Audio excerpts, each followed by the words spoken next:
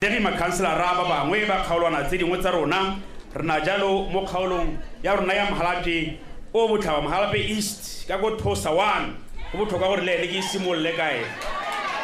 e le motlotegi Teko o fentse Motswaiso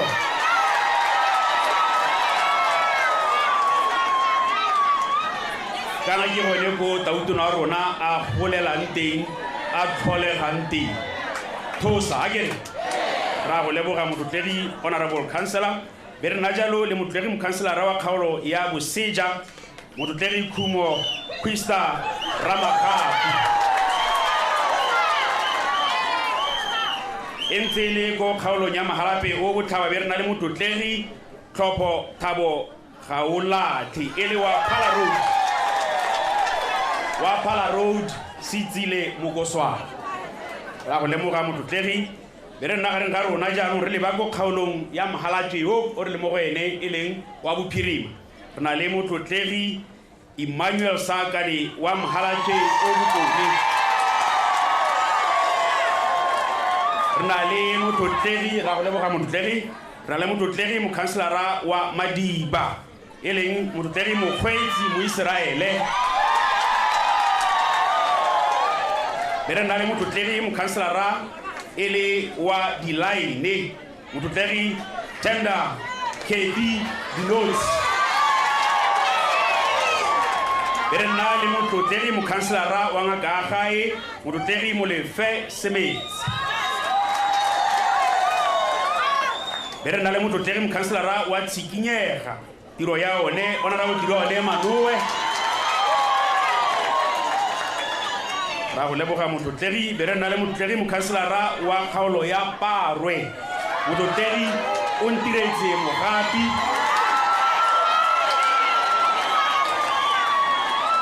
be re nna gape botsadi le motlotlegi mokhanselara wa Mahalape South motlotlegi Makhubu Abigail Mogalakwe jaanong ke kopa gone ga ke lemoge le Raeso re Mogalakwe o hano re Mogalakwe ra go lemoga le wena Raeso me botsadi ke be ke tsa sebaka se go lemoga gape ka bohego ke lemoge gape ka bohego ele re le ba yalo go kgaolong ya Sosong re tetswe ke mokhanselara Lesi a tapatile motlotlegi ba gaisama e leng mokhanselara wa kgaolo ya Sosong South West motlotlegi Rabangwe le Adika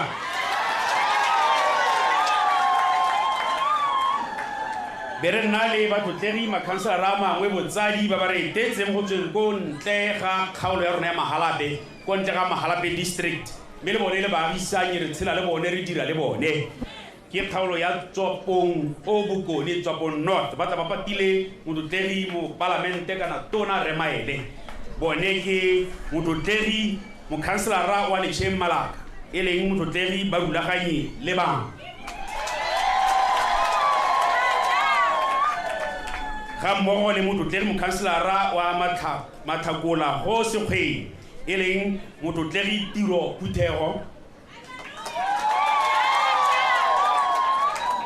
le mokhanselara wa kgaolo ya Majwaneng e leng motlotlegi Boitshepo Molefe ke be ke lemoga go tsweng gape ko ofising ya ga Tautona e leng mogakolodi jalo wa ofisi ya ga Tautona Raetso re Jacob Nkate ele wa tsa selegae mogakolodi wa tsa selegae re Jacob Nkate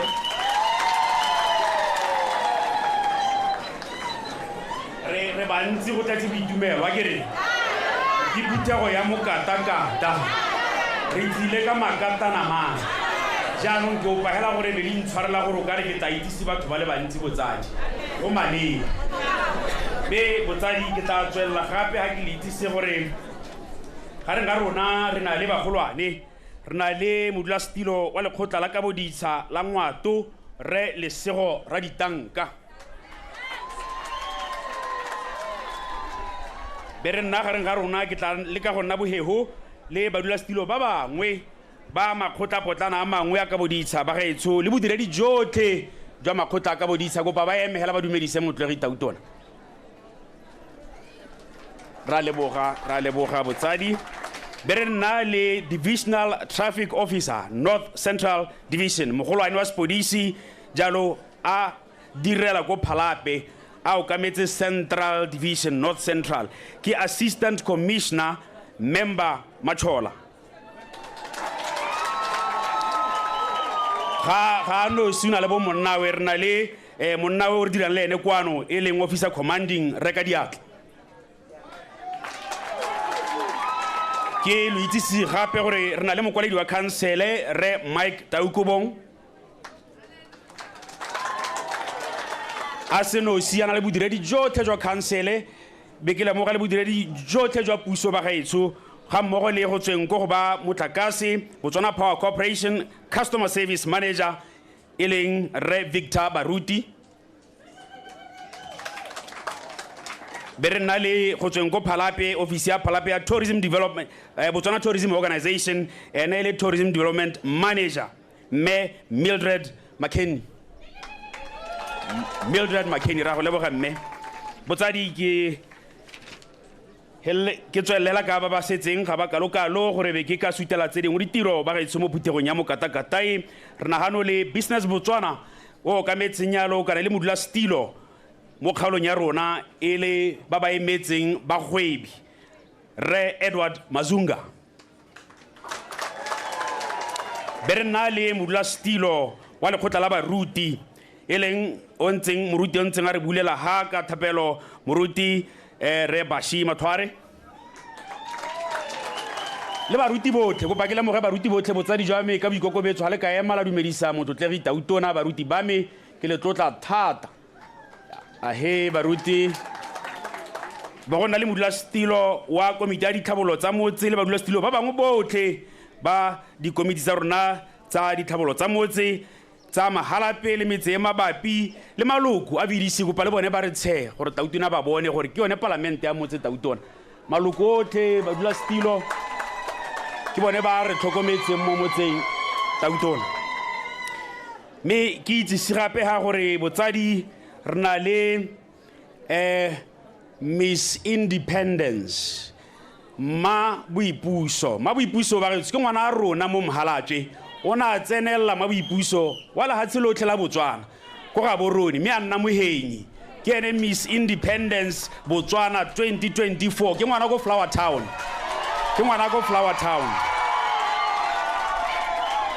o bidiwa ko Ketso Gulubane e magape ba go bone sekgantshwane sa rona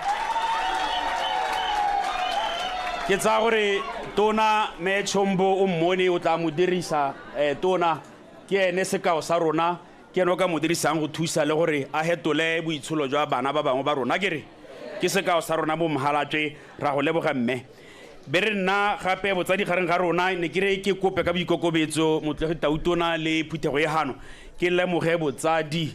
e le jwa ga Tautona wa rona e le mme mmangwana gwe Tautona wa rona nna go thosa mme Zandile Boko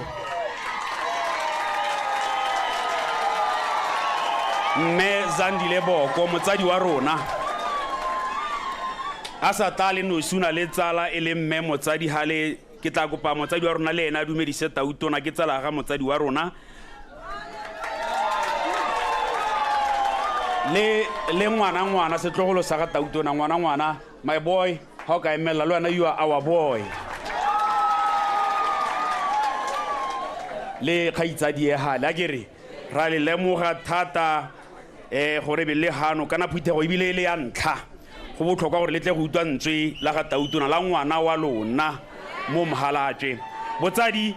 ke kopa ke lemoge gape bana ba sekolo sa Tamocha ba hano emelang bongwanake ba kupile ka boikokobetso gore Tautona o tsene ko Tamocha ba kopa go nna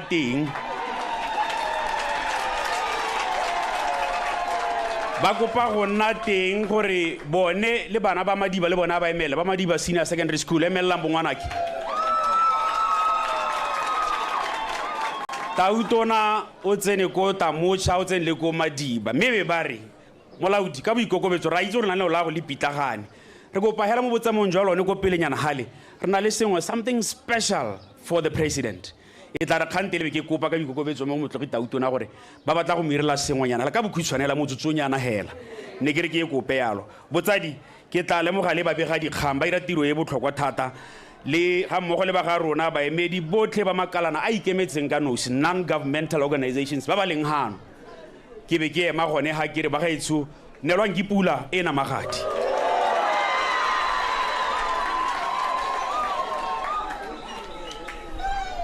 nna ka leina ke Ernest Phiri yo rileng ga bosegangwe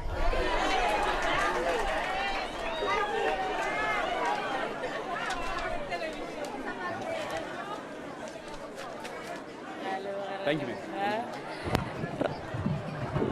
Ra leboga molaodi wa rona mme bagaetsho re sa senye sebaka sepehela ke kopa gore mo nakong ya gompieno re laletse mogolo wa rona mo Mahalape ra rona Kgosi Tshipe go tla gore ha mafoko a kamogelo ke a leboga Kgosi Tshipe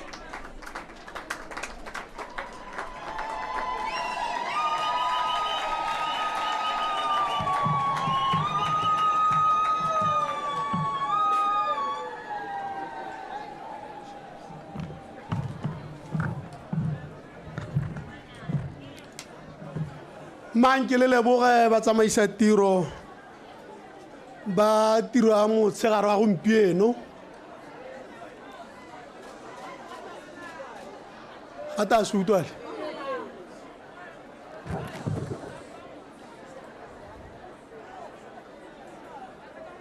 le lemogile gore molaodi o tsere nako e telele a itsise baeng e le tshwanelo ya gore a le itsise baeng ke ta leka gore ke soboke mo ditumedisong tsa me ka go setsa a itsisitse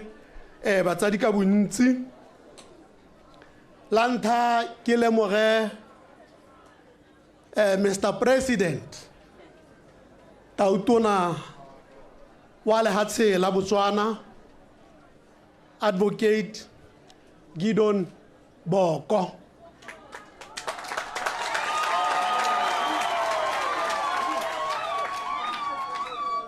That's my boy. Ke tata ke tlhalosa gore ke eng ha ke re he is my boy. Ke lemoge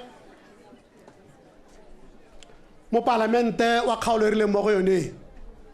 ra itshotshire le mohumagadi ke lemoge tona wa lephata le le re eteletseng pele la local government and traditional affairs ke be ke leboga matona othe a sa tsong go supiwa hano ka maemo a bone le di ministry tsa bone ke lemoge Kgosi Serogola Seretse ke le mothusa bogotsi jaga Mangwato ke lemoge mohumagadi Mme Matshipe ke lemoge Kgosi Nchingane yo e le mothusi wa me mo motseng wa Mahalape le marara othe a tileng ka kwano le dikgosana tsothe tse di ka kwano ke lemoge ba dula ditilo bothe ba di councile ba di land board ka gore ba di councilor se re nne le bone ba di land board ke be ke lemoga ba direla puso bothe ka thatologano ya maemo a bone ke lemoga dikomiti tsotlhe tse e leng gore di ithelwa mo motseng wa Mahalape ke lemoge baruti ba ba leng hano ka pharologanya ya dikereke tsa bone ke le lemoge lothe batsadi bo mma le borra ke be ke le dumedisa ka pula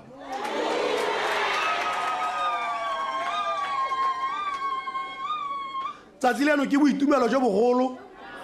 mo go rona re le baagi ba motse wa Mahalape mme ke ne ke kgaogantse puo ya me ka dikarolo di le 4 yaano ka ntateng ya gore nako e re sile ke ta tsa di se ka henyana e rile ha maloba ke kopane le tautona a ntlhalosetsa gore a ke nne re itse o phutha wa rona e simolola ka 8:30 a ntlhalosetsa gore go na le dingwe ditiro tsa puso tse ta re maphakela go bo gore a di dire pele ga a ta ka kwano go ke tsone se le bonang e le gona ntseng a goroga kana o tshwere tiro tsotlhe tsa lehatshele mme irile pele ga ho ke gone mo ne go irile gore ke ire gore polelo ya me ke e kgaoganya ka dikarolo tse 4 mme yaanong ke ta di khutshwagatsa ka gore ke eleditse gore ke di bua ka botalo ke di bua ka bophara ke bua ka my boy ka gore ke na le karolo tse ke di tsamaile le ene tse di harologaneng tsa ko bosimanyaneng ga re gola tsa re setse re godile tsa re le mo dipolotiking tsa molema le tsa re le mo ditirong pele ga ke tsana mo bogosing ke dikgang tsene ke eleditse gore ngwe ke ao di kgaogana le lona re hete ka tsone mme ga ke na ke tsana mo go tsone ka ntateng ya gore re jelwa ke nako mme mototegi Mr. President o sala itshupile gore ke mo eteledipele go tswa ko bonaneng ba gagwe mme se mo eteledipele hela e le se gathamela masisi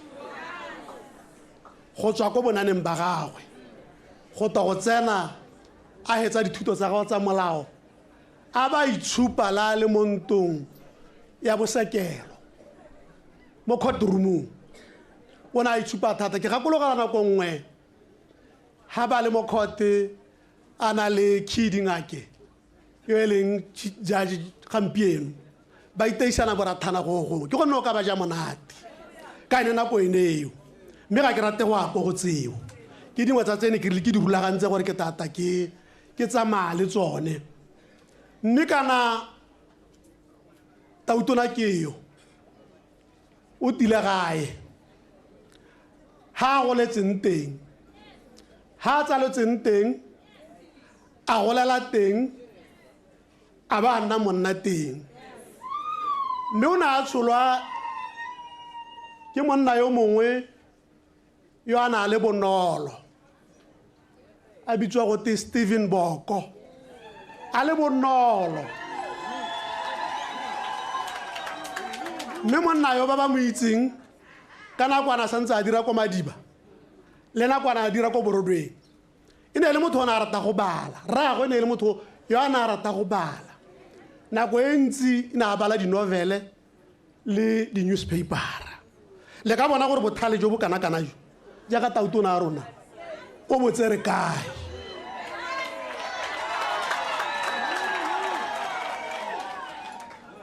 e ne e re ga go le mo dikgantse tsa dipolotiki e ne le motho o ne a tsamaya ka baesekele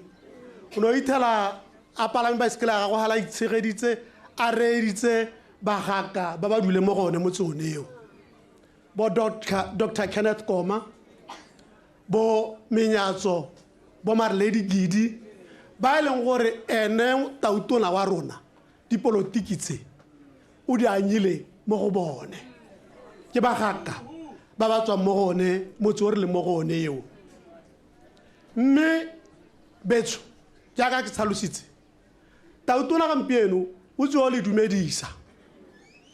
le le botsadi ba gago mo magalape mme ta re mo tsamaong ya nako ga sona ntse re buisana le ene le diministera re kope gore anong a ta re etele re to go mo amogela re le batsadi gampieno ke leeto la gagwe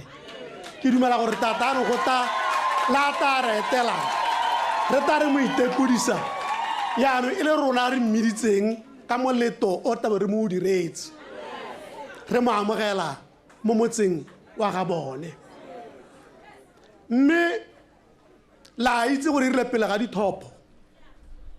o na dikologa le ha tshelelo thele a le solohetsa a bua le lona mme pele ga ke goroga ko ke tsene mo kganye ke betelang gore eng gore se go yone go ne go na le moruti mongwe wa mo America a bidiwa Martin Luther King o na go eletsa go godimo I have a dream I have a dream. Me toro ye ya ga Martin Luther King. O na re o eletsa gore tsatsi le lengwe a bone ngwana wa montsho le ngwana wa mosweu ba ja mo tafoleng le nngwe hela. O na re mo torong ye o batla go bona montsho le mosweu ba palame bese le terena e le nngwe hela. Go sena bese ya makgowa, go sena bese ya bantsho. Mme ha o lebella toro ya ga my boy e tsamaelana le yone polelo eo. Irile ha le tikologa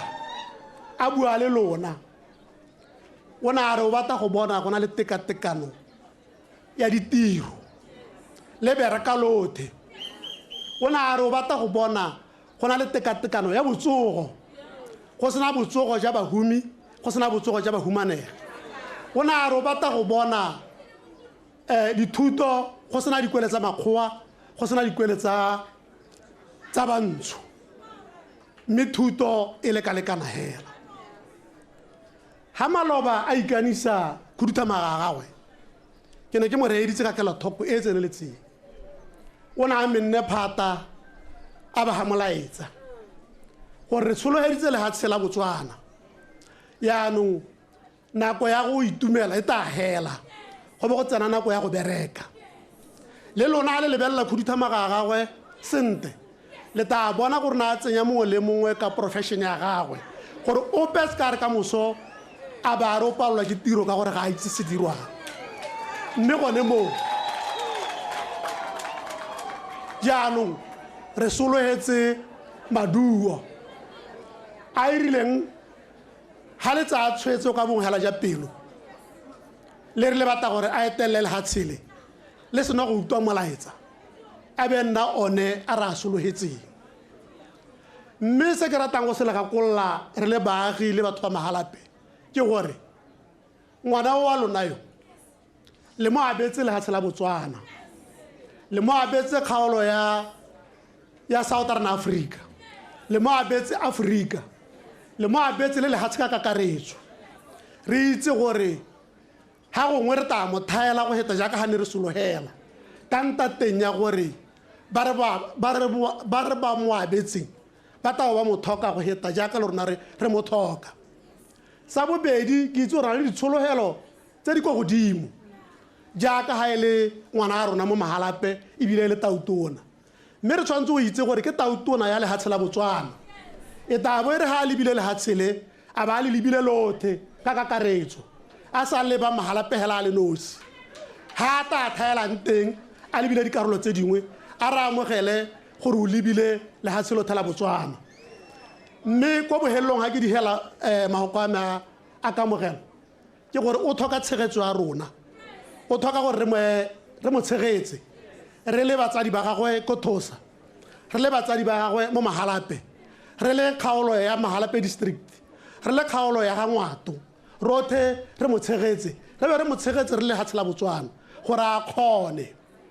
O ka kgona hela ha rona re mo emenokeng re mo tshegeditse mo go tsothe tsa re di sologeditsweng. Mme re itse gore Roma ga a bua ka tsatsi le lengwe hela, re ta tsamaya re ba ditena go ithelela Roma a wela. Kone mahoko a ne ke re mo boemong bja lona le le baagi ba motse wa mahalape le bo boemong ja me le mohumagadi re gorose tautona mo motseng wa ga bone re jo mmaphogwana gore tera a nama le lehatshe lothele ra be re mmeile phogwana mo gae neelwang ke pula ba ga Mmangwato. Pula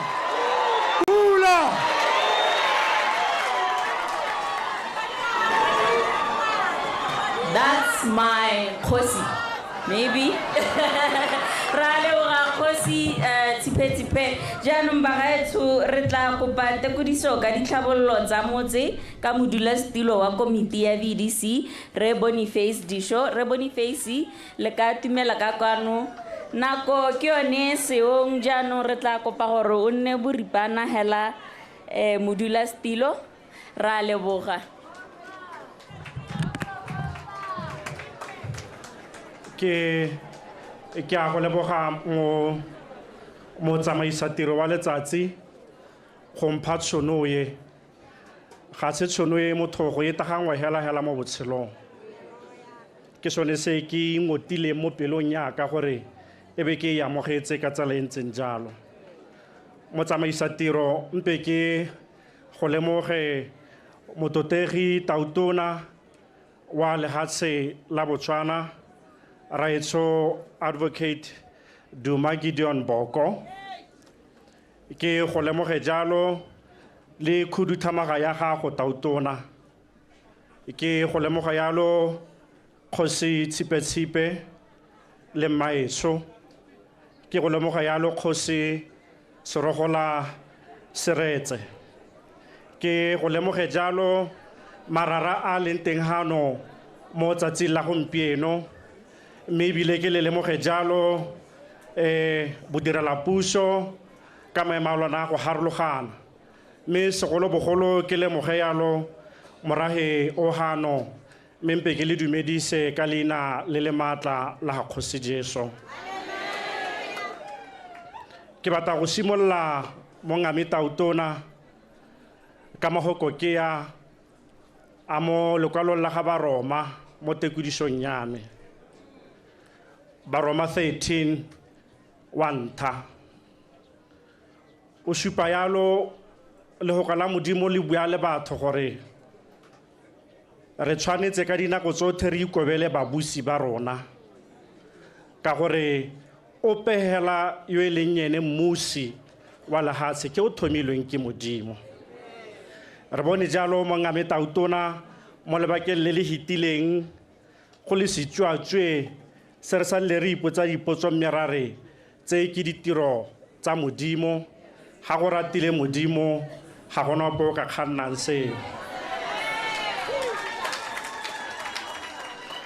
mpe mo mahokong a me a tumediso mo ngame Tautona ke supe gore re le komite ya dithabollo tsa motse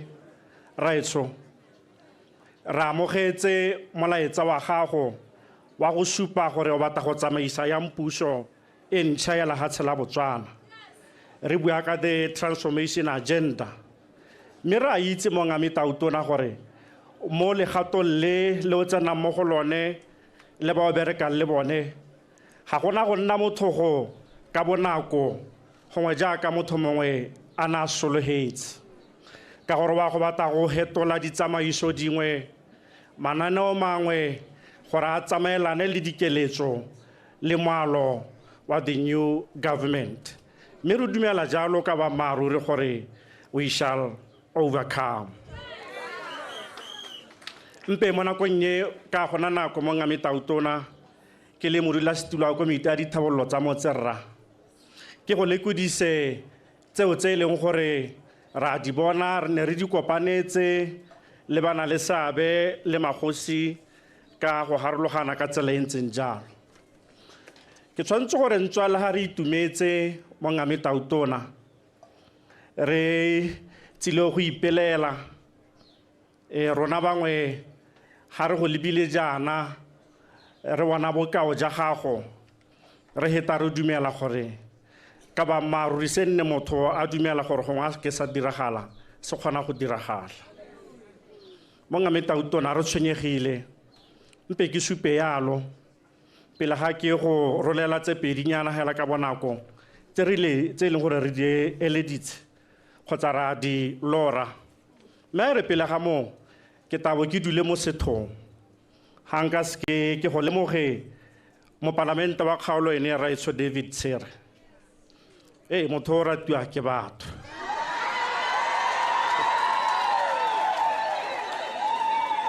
yo e leng gore re tshwanetse re go lebogise rra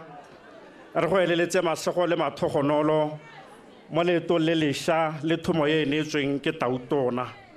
re mototo ka wena ne re ntse re go lebile re go bona gore tsela e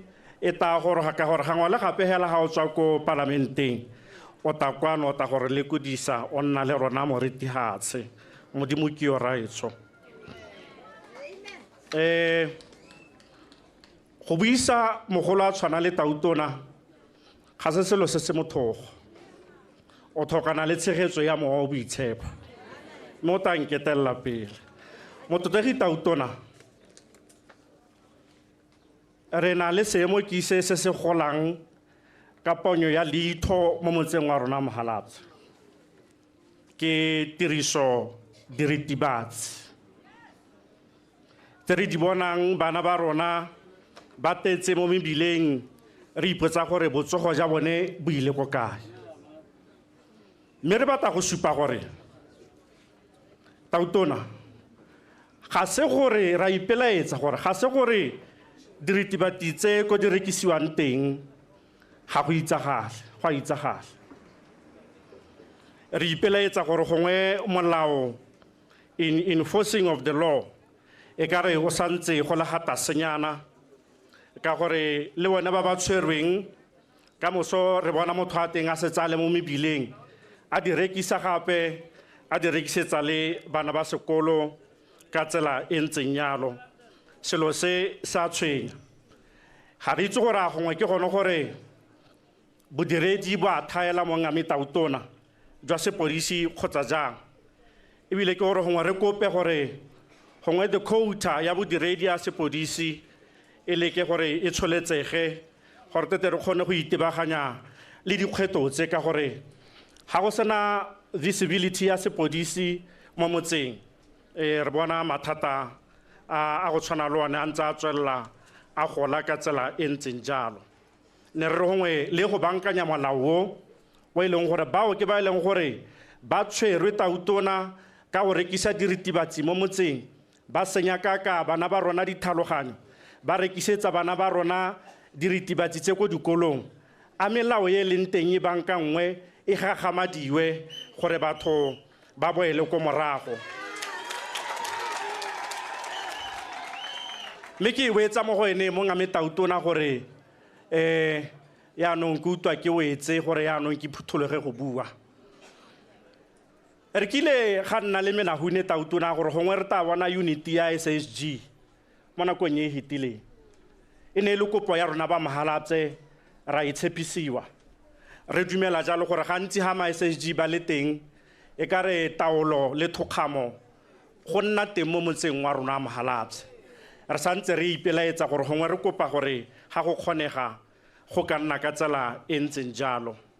ke tsena mo ntheng engwe mo ngame Tautona ke go itsisitse re di tshwereng ga gore mo ngame Tautona re na le matshwenyego a gore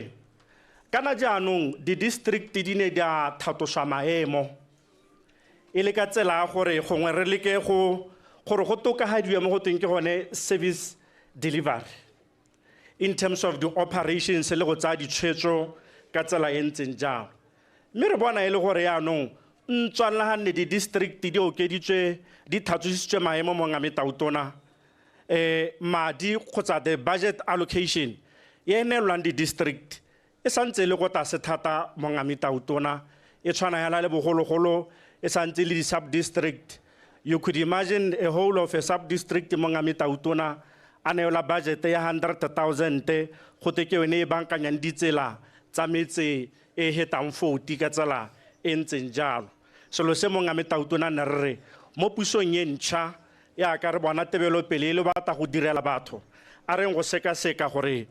budgete e tsholetsege mme ga se budgete hela mo ngame Tautona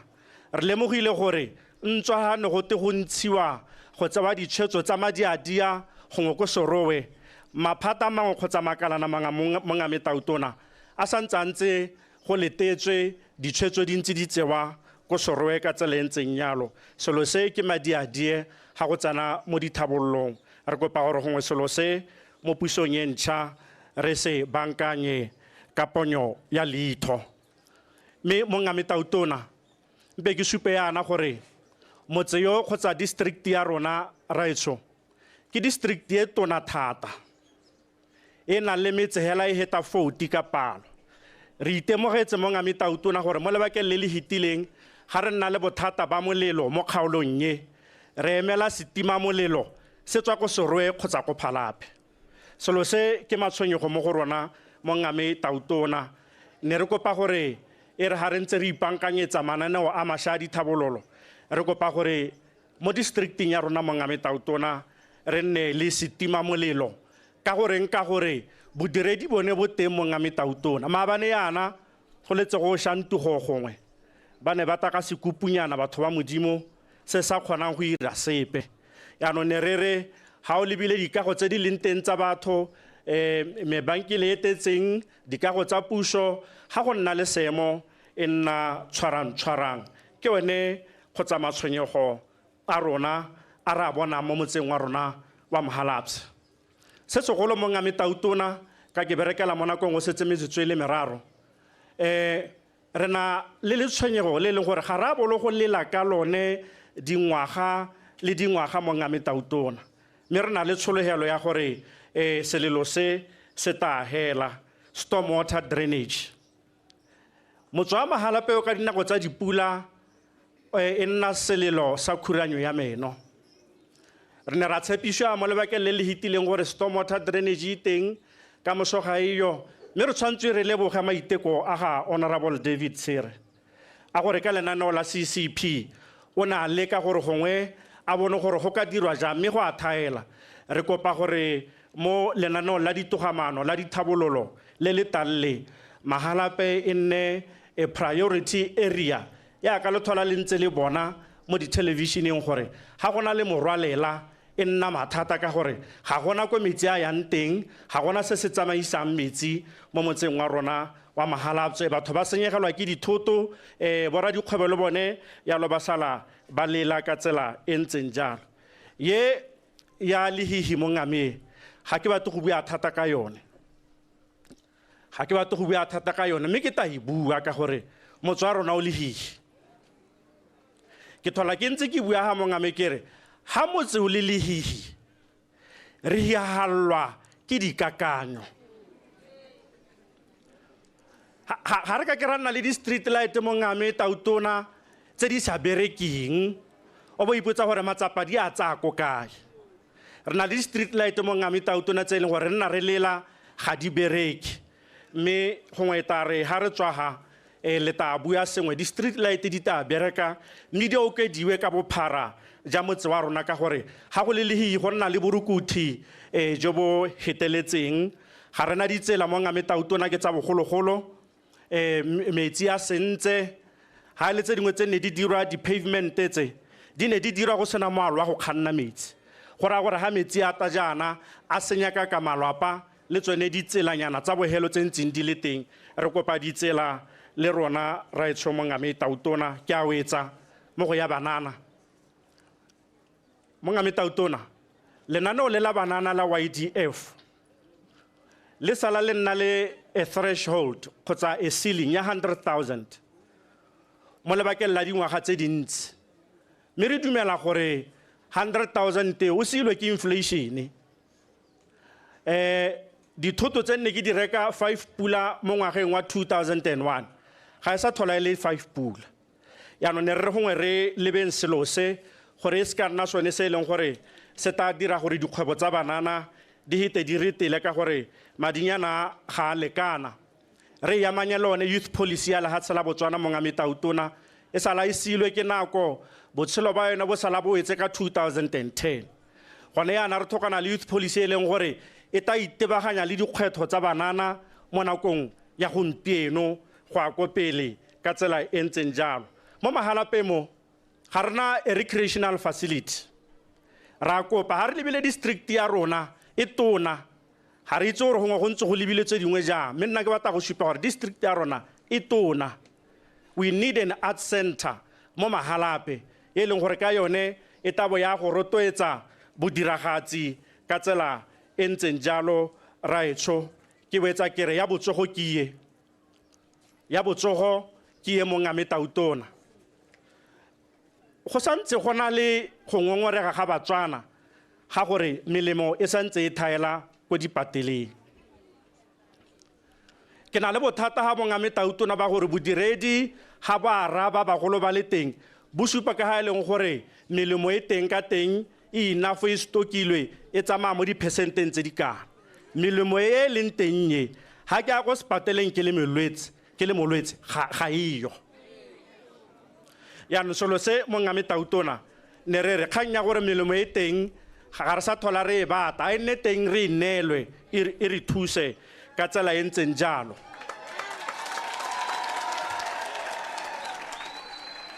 re lemoga gore bodiredi le bone ba thaela mo botsogong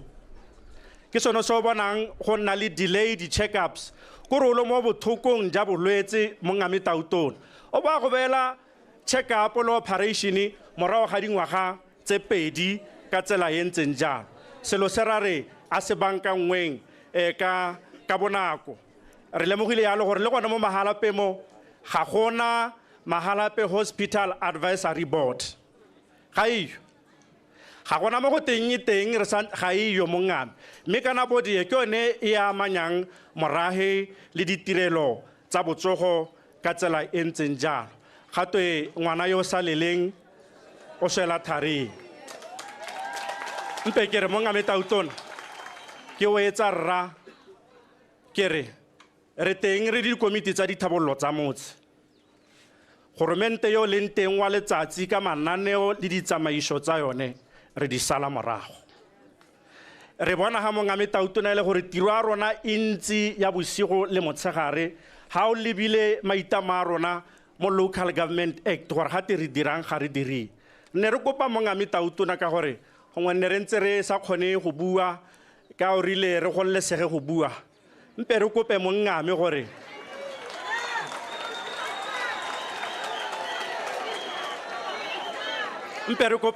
gore le ga ba direla batsamaisi ba re ke kotele ke a dumela mpe re kope mongame tautona ga o lebile boikarabelo ba dikomiti tsa dithabollo tsa motse bo tshwana hela le dikomiti tse dingwe tsa council re kopa gore seelo sa dikatso tsa dikomiti tsa dithabollo tsa motse se tsholediwe se gone ho ka tsela e ntseng jalo ke a leboga motsamaisa teng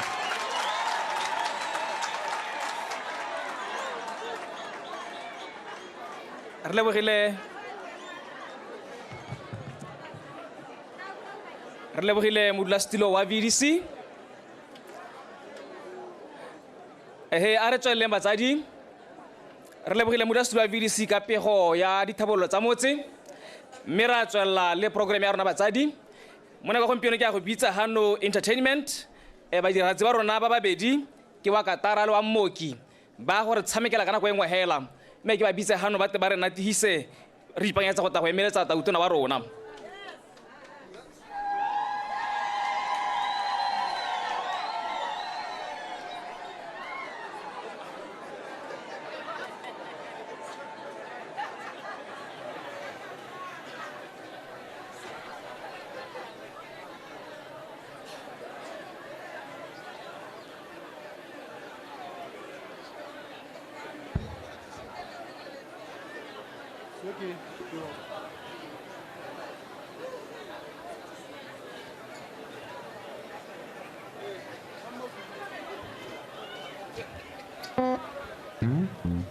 Hey, arrete mokgeleke.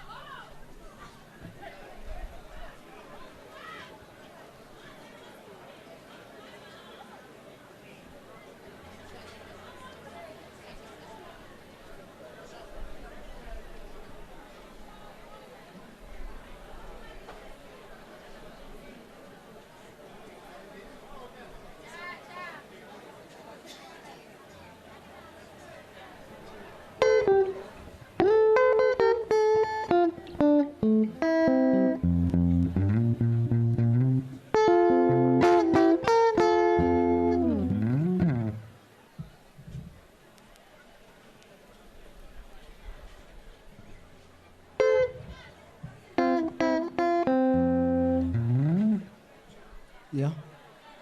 Dumelang batho betso, dumelang. Ke na le mooki hore re tabe re ntse re koma ka nna stage. Ke a dumedisa tautona wa me a modimo a go utlwa le bothoko. E re ha o eteletse tšhaba ya gago ye o bo modimo a ntse ga go sireleditse a go ruta gore o dire jang. Ke a leboga mongame, ke a simolola. 2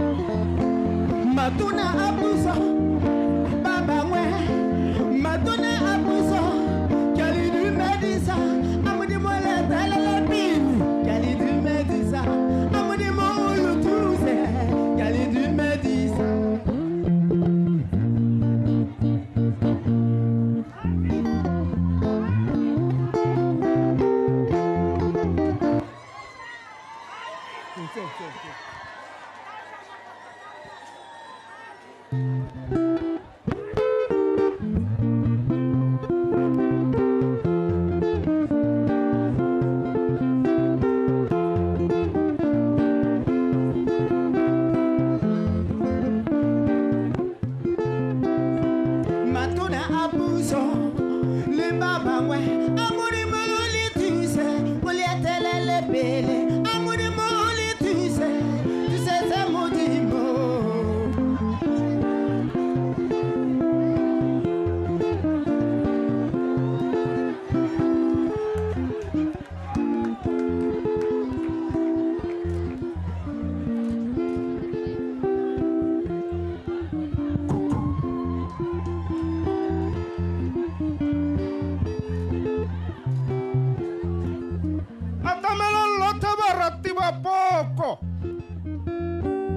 batho atamela lutwa phologolo a naga lutwa ke ha rathathanya ke bokapitse tshweu e se hata sente ke re letsatsi le thatogile bosabosile dikgomo di eme ka dijoko di lo emetse motshwara taulane o eme malala a laotswe nna mosimane phologo tswana ke sala ke letile ka sene thuntsha mantulo re tsamaya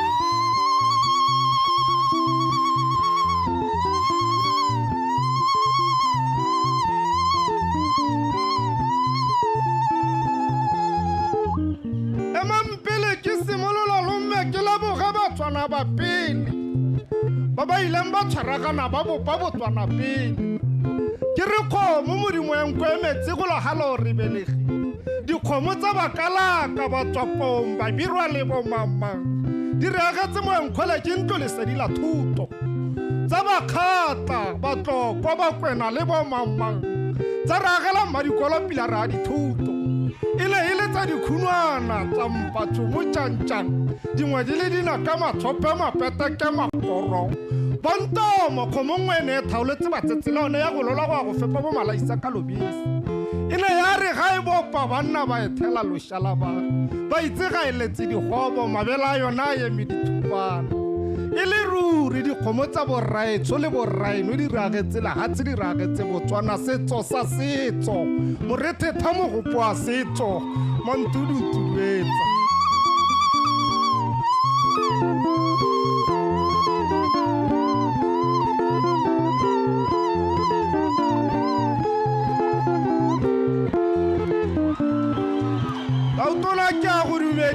morena wa ke a go dumedisa tota o dumediswa ke motho wa go rata motho o monte ke a go bona o tshwana le naledi ya masapone sa legatho o tshwana le senakangwe di selakalaka wa lakasela Mandela khatilone o isegile bontle ya go tshwanela tota o tshwanelwa ke maemo a gago ke go bone ko lebaleng la metshameko maloba ke ra ga nonelwa segata sa puso a gago ke ne ke le teng ke le mogare ga setšhaba ka le nna tota ke a go rata motho o monte ke ra ga nno o tsholeditse lebogola moja o bolela maitamo le maikemisetso a gago batswana ba ne ba phuthegile ba ntse mabokaboka o ka re motsitsi wa dinotsi go ne go leba yo sebete lerole le beta mokoduwe ke ra ga nno o lekola mophato wa sesole sa gago o ne o ba lekola ba le mogare ga mpa a lebala banna ba ne ba re ga o ka kua gata sesole ke bone o gata sesole o gata o kobela o kumoga pitso e tshoitse gata sentle ka kua ka re that's my boy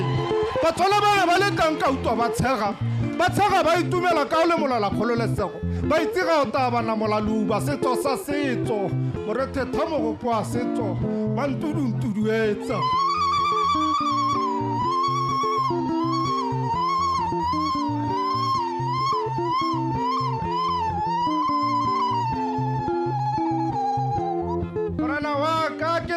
ke sa re ke heditse kana tota nne ga sa teketa go go boka bagolo nne ba rile keta go go dumedisa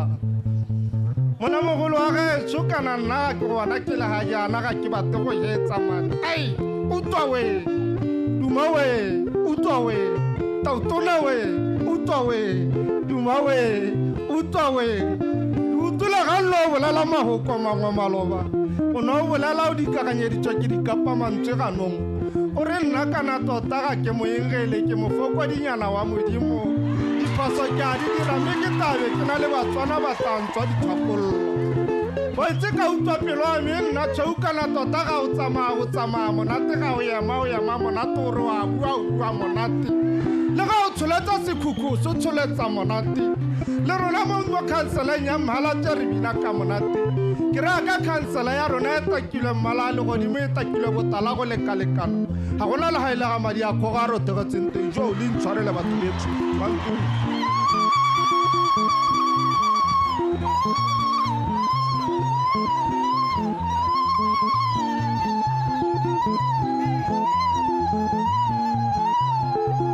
tautona ke a go lebogisa ke go kopela pula kwa magodimong ka ra pula ya go ne le tseleng motho o monte dira mangwe a mathale a gago tsharolola sekhukhu pitse e thome ka thako e siane le mahatse e batele botswana botshelo siana thata o batele banana ditiro le ba jalo la apere lehatse la apere Botswana bo le mmogo mantudu ntuduetsa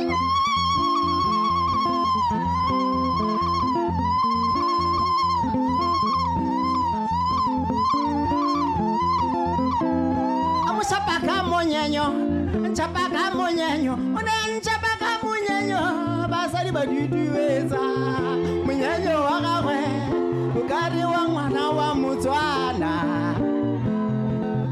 Kana jon chapaka monyenyo, basali badudueza, monyenyo wa gagwe, ukari wa Motswana.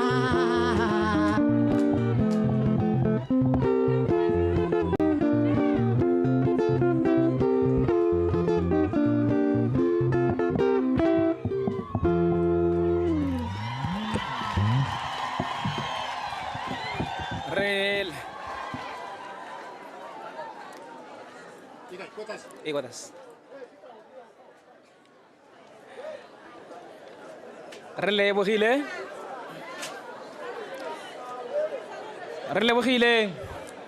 Re ba katara le mmoki wa rona ne ra go re somara le nako ba opela nako le ngwe hela. Ra tswela batsadi le lenano la rona. Mo nako ya gompieno ra go tsa moeng wa rona wa tota. Ke a go rata gore re tere le nthuse go amogela motho go tautona ba lefatshe la Botswana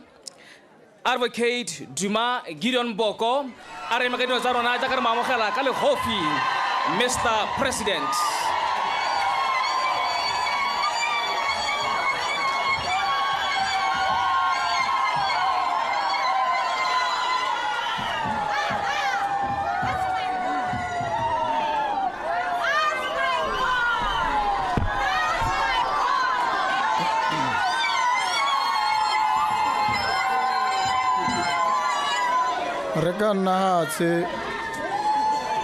re ka nna hatse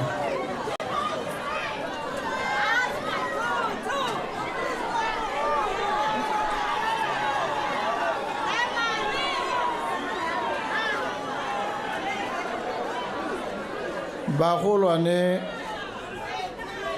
bagogi ba puso matona bogosi makhanselara le badirela puso le ba itsisitswe ebile ba dumedisitswe. Ke rata go dumedisa ka tsela e hapegileng ba gongwe ba sa lemosegang mme nna ke ba tsaya tsia go heta. Ke dumedise bana ba banyenyane ba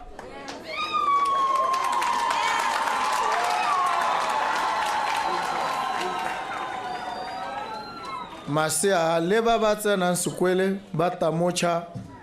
ba Madiba Secondary School ba dikwele ka go harologana ga tsona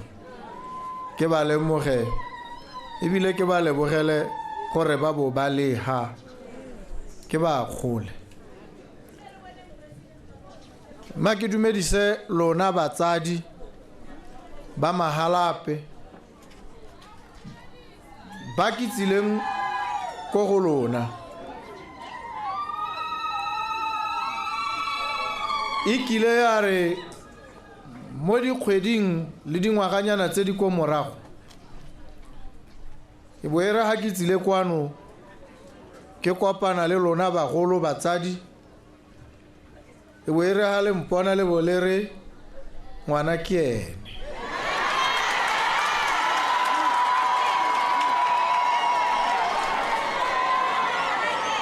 le bole tswelela le re ngwana re mmelege re mo godisitse mme o godile mme se ke se le tlhomamisetsang ga a le golela ga ka ke a le golela ke ngwana wa lona go tswa kwa tswang teng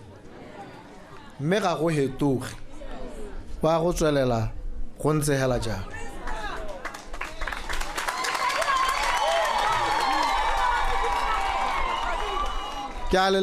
boga lona batho ba Mahalape ka gore tota ke a le itse ke le itse thata ebile ke a itumela gore ke bo ke le bona ke itumela gore le santse le tshidile la botsogo ke bona ja ga Rre Mading bo tlhoka gore Dr. Modise a tlhoagale le go heta mme ke a bona gore o ntse o teng e le motho yo ke mo itseng le lona le le batho ba ke le itseng ba ke ba ratang phetelela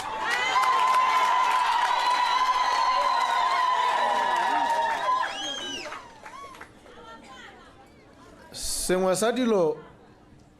tse ke ta di le bolelela ka gore dilo tse ke tsileng go di bua le lona tsatsi leno di dikhutshwane ebile di motlhogo sa ntlha ke ise ke tsene mo go tse dingwe ke gore ke dumela mo go tletseng gore ditogamano tsa motse kana di tshwanetse di dirwe ke bone beng ba motse gore go tshwanetse go tlhabololwe eng go tlhabololwe ha kae ga se kgang ye le ka e bolelelwang ke motho a tswa Gaborone lona le bolelela ba ba tswang Gaborone le ba ba tswang ko ba tswang teng gore mo motseng wa rona re batla go nne jana dithabololo tse e nne tsa mohuta o di rulagane ka tsela e ntseng jana go bua lona matshwenyego a lona a itsewe ke lona mme ebile phoso e kgona go diragala mo batho ba tsang gore lona le itse matshwenyego hela ha go ta mo ditharabololong tsa matshwenyego a lona go tshwanetse go akanye mongwe o sele matshwenyego a lona ditharabololo tsa one di mo go lona la di itse le tshwanetse le di bue le di bolelele ba le ba rumile gore ba diragatse dikeletso tsa lona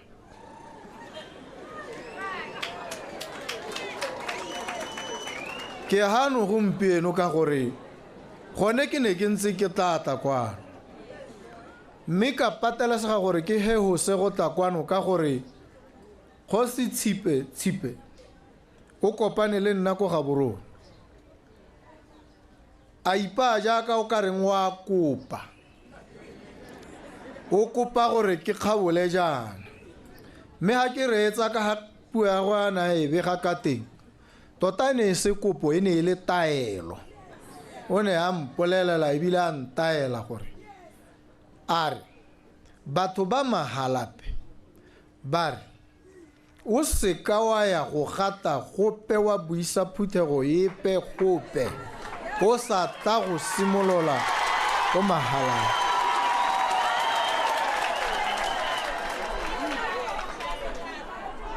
a re batho ba Mahalape ba re le ngwana ha re ka koloi e ntšha o ya ko ga bone wa go e bega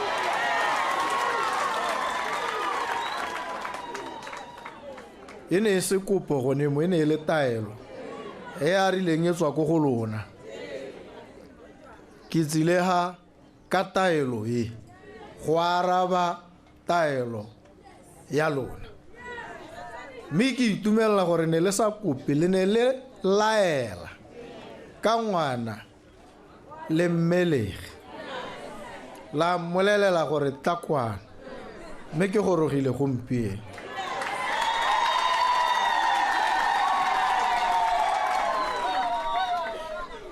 ke tletse go itumela le lona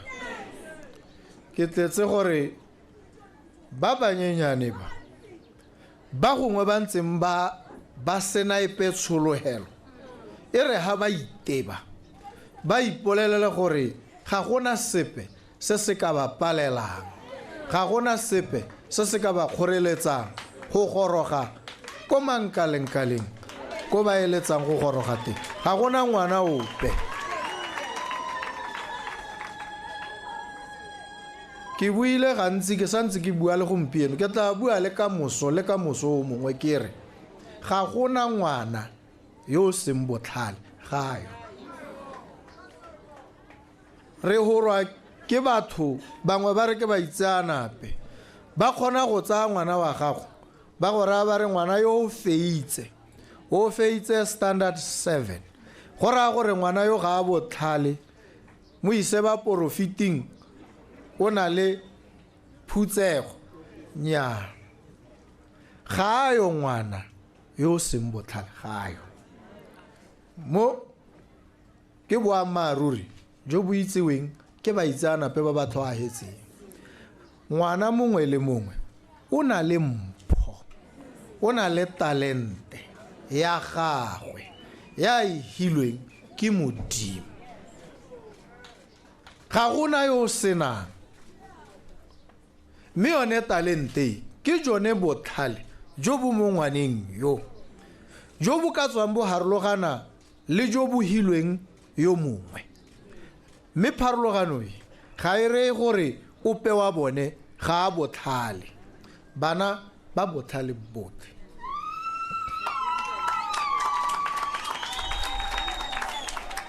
mme lehatshe le setšhaba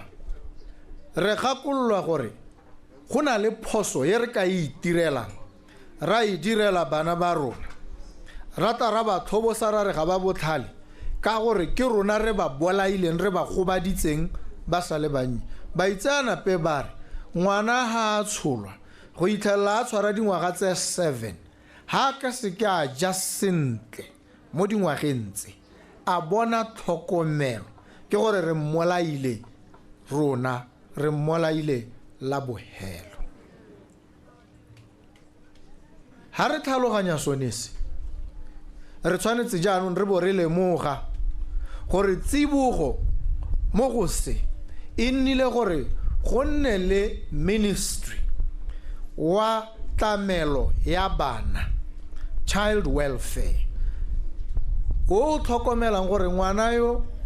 a tsholwa go hitlela go goroga ko sekolong a wa tlhokomelesega ke boikarabelo jwa puso go thusana le batsadi go tlhomamisa gore bana go tswa ko go tsholweng ga bone go itlhelela ba gola ba bona tlhokomelo gore re sekarata ya re sena go ba direla bosula ja go sa ba tlhokomela sentle re bo re ba thobosa jaanong re re ga ba botlhale Ministry of Child Welfare and Basic Education o na le dilo dingwe tse o tshwanetseng o tle o di dire o tshwanetse ha re re go simolotswe jaanong go a berekwa go tlhoahetswe mme nono khafela mokoka yo leng ene tona ya ministry e bo ere ha ngwana a tsholwa ko spatela kana ko a tsholwang teng e bo ere ha a tswa ka kgoro tsa spatela ba tshotse mophuthelwana wa metseto wa mashi le tse dingwe tsa kgwedi tsa gagwe tsa ntlha tse 3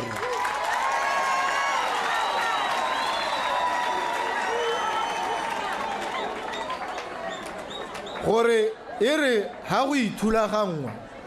mme mo kgweding tsa ntlha tse 3 ngwana ba tlamelesega e tere mo kgweding ya bone e bo motsadi a khona go neelwa motsadi hela ka gore ona le ngwana ga re nang mo go kalo mme re tshwanetse bogolo re go neele 300 pula kgwedi le kgwedi ka ngwana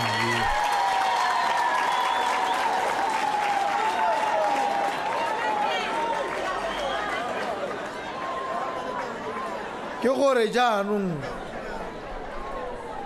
re tshwaragana re tlhoahetse re tshwaraganetse kgodiso tlhokomelo le pabalesego ya bana ba rona re dira jalo ke maitlamo a re ka sekang ra hetogela ha le bona go santse go ise go diragale le botse ebile a ngwe le botse ka tšhakgalonyana ka gore ha re sena go etsa legato le re mo go lone la go baakanya gore one madi a go dira tiro e a nne teng ebile a nne teng mo nakong e khutshwane go tshwanetse go diragale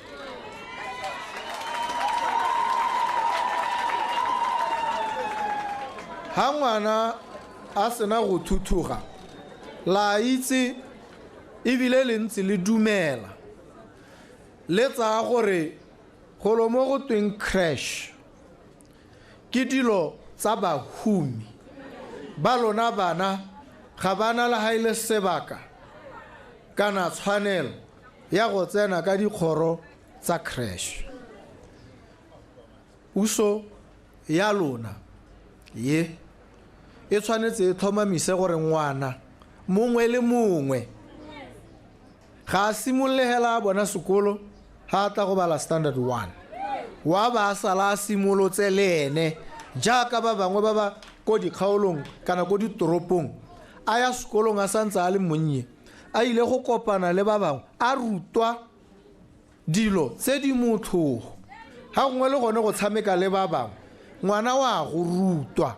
a kgone go itse gore o tshela le ba bangwe dilo tse di tshwanetse di diragale ha go simolla standard 1 ko sekolong rotlhe re tshwanetse re ipotse gore ha re re selo se ke sekwele tota ra bo re ragoleng a re ra ka go ye difenstere di thubegileng ye se na le ha ile sepe ye se na ceiling ha ile teng ebile ka nna ya wela bone bana ba a re bua ka go sena ditilo dibuka tsone re sa bue a gone mo ha go le teng e le ka go hela go bo go nna le motho go tukitiša a ke sekwele gone mo ha re ra ngwana wa gago re rae go tsena gone ha a wena motsadi wa gago re go tsaya ka tlhoagalo ne jaanong tshimologo ha re simolola re tlhoagala re tshwanetse re baakanye tsone dikwele tse bana ba rona ba tsena mo go tsone di ka go tse e re ha ngwana a leba ka go a bone gore go loha ke a ratiwa ebile batho ba ba mpang ba nkeleletsa dilo tse di siameng tse dikwele tse re ba isang go tsone a re bueng boammaaruri re ba ruta gore lehuma ke selo se se siameng ebile se ba tshwanetse a ba itlhoboge jaanong ba heletse goneha ga re ba direle sentle re na le sebaka re sa direle bana ba lona sentle mme ha re dira jalo le lona ga re le direle sentle boammaaruri jo re tshwanetse re bubue re bo amogele re ka ipaakanya ra itokagatsa ha re ka amogela bofokodi ja rona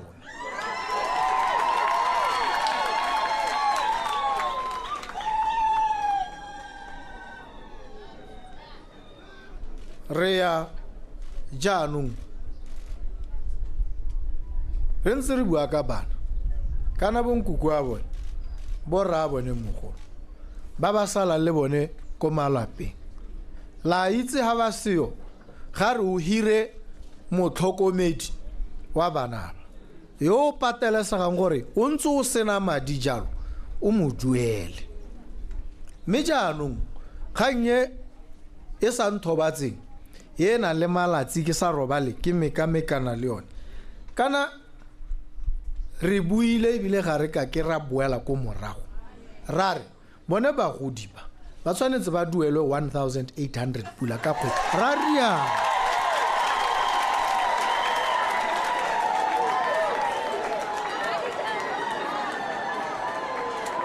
ga gona ketsaetsego ka kgang ye ke boeletse gantsi ke dikologa le ha tshele ha ke didimaletse ga gore gore ke lebetse ga ke ka e lebala ke lala ke akanya bosigo jotlhe gore kgang ye ra go e diragatsa jang ka gore sone sekgwama sa rona sa amegile mo go tseneletseng le ditaemane tsa rona di ntse di sa rekwe gompieno ke tabo ke emelela ka Mantaga ke a go kopana le bone ba ditaemane ko mahatsheng ko Belgium ke ile go ba bolela gore go simolola gompieno ditaemane tsa di rekwe batho ba ga rona ka gore go botlhokwa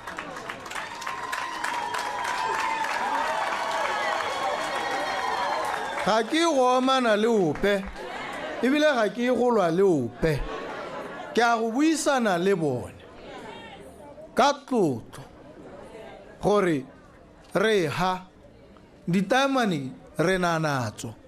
lona le bareki ba tsona jaanong ha e le gore go nnile le dintwa dipe ga tlhokelanwa se se tlhokelanwe re ha gompieno a re ipaakanyeng ditaemane tsa rona di tswelele di re tshetse mme sone se ke sone se se tshwanetseng se re kgontshe gore re tle re kgone re diragatse ka gore jo boikarabelo ja ma 1.8 ga re tshikinyege ga re suti mo go jone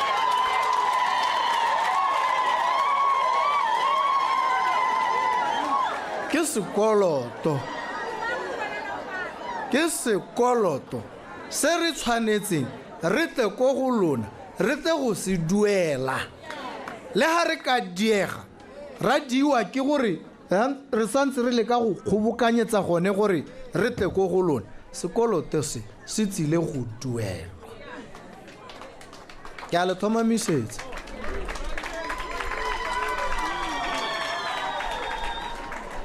ke itse botlhokwa ja gore go nne jalo ke botlhaloganya tota ka gore ha le na le ma 1.8 la kgona go itshetsa kana gore gore bana ba lona ba ba berekang ko bochopisi ba ba ntseng ba sa amogele sepe mme ba patelesega gore ba nne ba latlhele sengwe go ka ba imolla ga ba hokoletsa manokonoko a itsholelo e re mo go yone ka jalo ma 1.8 ya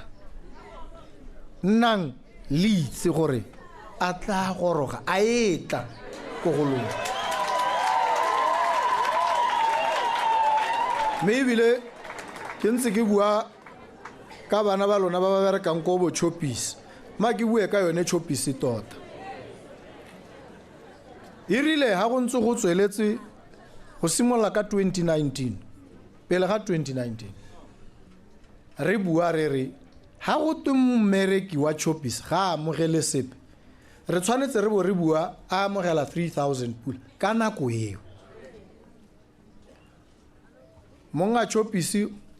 ha ntse re editse puo ya ba tsware kana rona ba chopisi ga se gore ka pallwa ke go duela batho ma 3000 kana molao wa lehatshe la lona o le o dirileng ko parlamenteng ya lona ke one o reng re duele madi a re duela ka ha molao wa lona o reng re duele ka teng a rialo a bolelela ruri ke sone se irileng ke tla ko go lona ka lera kare bothata tota ga bo ko chopisi bothata bo ko parlamenteng a re ba akanyeng ko moding wa bothata re tsenye mapalamente ba ba tla tlhaloganyang gore ba hetole molao o neo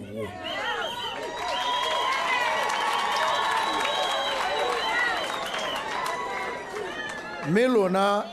la tsa tshwetso la tsa kgato la dira jalo mme jaanong ke bo ke boela ko chopisi ke re chopisi a wa ba bona batho ba nthumile ba nna tota ke utlwang ka bone ba batla kana jaanong ga re sa tsore re 3000 pula ra re 4000 pula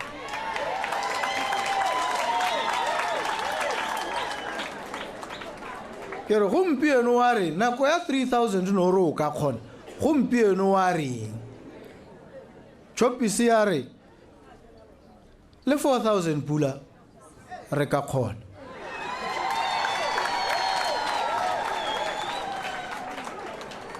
Ka botsa e nngwe potso mo boemong ja lona gore mme jaanong ka go a kgonagala re simolola leng?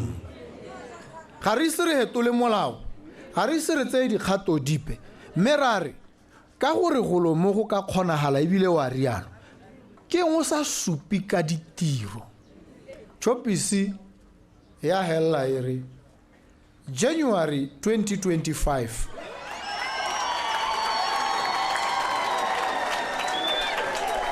re le Chopisi re tla bo re duela mmereki mongwe le mongwe madi a seng ko tlase ga 4,000 pula go a simolola.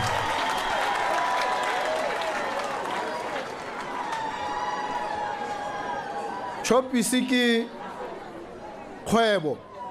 e hirileng batho ba dipalo tse di go godimo ko ntleng ga puso le maphata a yone. Mohiri yo latelang yo mogolwane ke Chopisi. Mme jaanong tshwetso ke tumalano ke ya gore go simolola January wa ngwaga one o re yang go yena ga gona mmereki ope wa Chopisi yo ta bonga amogela ko tlase ga 4,000 pula.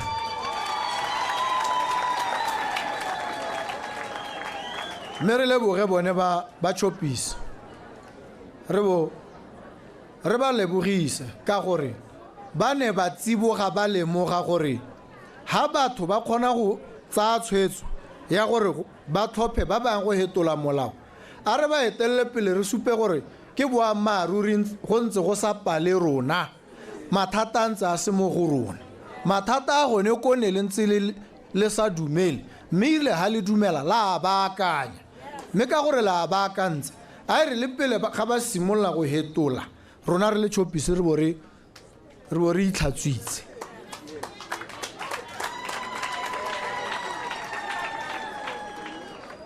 Mme tumelo le tsholohelo ebile le kgothatso thotloetso mo bahiring ba bangwe ke gore sekai se sa Chopisi se tshwanetse gore bahiri ba bangwe le bone ba se sale morago ba dire hela jalo. Jaanong re tla simolola gore re nne re a Chopisi re ile go reka ka pelo tse di tshweu, re itse gore jaanong re reka ka gore bana ba rona ba amogela dituelo tse di thatositsweng yana tse o ka reng di botokanyana, re tshegetse gore go tswelele go ntse jalo.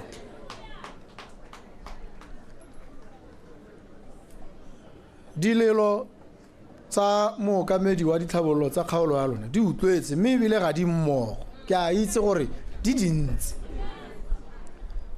ebile o ne a di lela a di kgabisa, di botlhoko di ngomola pelo, ke a itse a ke re le nna ke wa gone ke a di tlhaloganya. Mme puso e tshwaragane le lona ya go tsibogela dilelo tse go tlhoagetswe ope o ntse a le ra re melemo e teng gongwe o na a leka go kgabisa melemo ga iyo e ntse e seyo. Mme ebile ene tona wa tsa botsogo o na a tla a bua gore o tlhokana le madi a kanang ka 600 million pula, a re gore a reke melemo ya malwetse a gaketseng a ka bolang batho, a re ya tlhaela yone go raya gore motona wa tsa madi yo ebile e le mothusa tautona le puso re tshwanetse re thulanye ditlhogo, re batle madia go rekwe melemo e tsengwe mo dikokelong le dikokelwana tsa lona. Mme ke sone se ebile re sa tleng go hela mo goreng go nne le melemo, re tlisa thulaganyo e harologaneng kalahi ko go lona ya gore ba United Nations ba World Health Organization le phata le le okametseng botsogo mo lehatsheng lotlhe ba ne ba rile go tshwanetse go nne le golo mo ba go bitsang ba re universal health care ba re ka ngwaga wa 2023 mongwe le mongwe a ba le mo seemong se sa gore ope motho mongwe le mongwe a bone bongaka jo bo tlhwatlhwa mme re paletswe ke go diragatsa ka 2023 re mo go 2024 re simolola jaanong re tlhwaetse go dira mo go tweng national health insurance ke gore mongwe le mongwe wa lona a nna le medical aid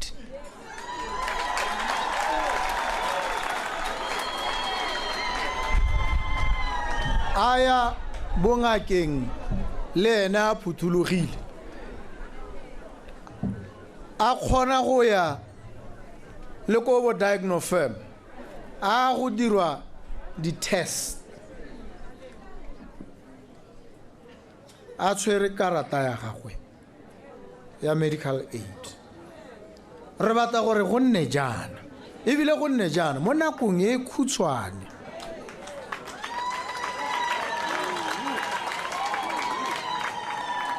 mme baitsanape ba tsa bongaka ba re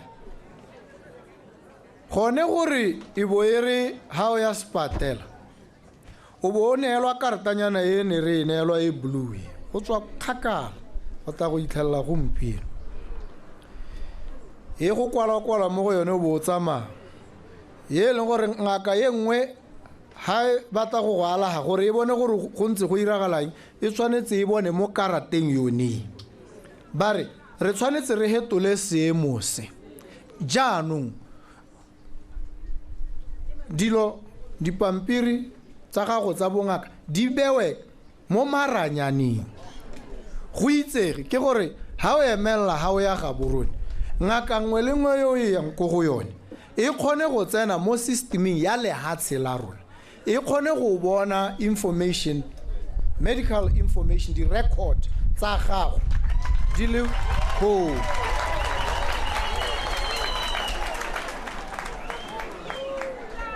gone mo go rai go rase go ra gore ha o dirilwe test tse di harologaneng go na le bo MRI go di x-ray ha o dirilwe test di results tsa yona ke re di isiwa ko ngakeng ya gago mme ha di tsentswe mo maranyaneng go na le ko ngaka epe kana moitseanape wa bongaka a kgonang gore a buelwe a go thaeletse o le mo mahala gongwe a ntse ko ga borone kana a ntse ka kontle ga Botswana a lebeletse di-results tsa gago a ba kgona go bua le wena kana a bua le ngaka ya gago kwano e le moitseanape specialist a re ke bone maduo a molwetsi yo wa gago wena ga go bona o bone di-results tsa gago a ba ra ngaka re nna ke le moitseanape wa tsa pelo kana tsa diphilo ka re molwetsi yo a neelwe melemo e latelang a ba dira prescription a le gone kwa a leng teng go sa tlhokagale gore a tle kwano ngaka ya gago e be go neela prescription o bo o neelwa melemo ye o bo o sa tlhoke gore o eme dingwaga go twe o emetse specialist dilo tse di ka rarabolwang ka maranyane re tshwanetse re di rarabolle ka maranyane mme ke sone se ene tona wa botsogo ke mo dirisa e le sekae o lebagane le kgang e tona ya gore a dire gore boranyane jo bo goroge bo anamele lehatshe gore jaanong o kgone go nna o tshwere founu ya gago o bo o dira video call o bo o bua le ngaka o ntse ko ga gago a tsere di-results a di bone mo maranyane tsa gago a ba bua le wena o ntse o sa palama kombi taxi wa tsamaya ka dinao sekgala o ntse ko lapeng a ba go bolelela gore ke rulagantse ke sena go bona di-results tsa gago bolwetse ja gago kana bokoa jo bo mo go wena bo ntse jaana bo mo seemong se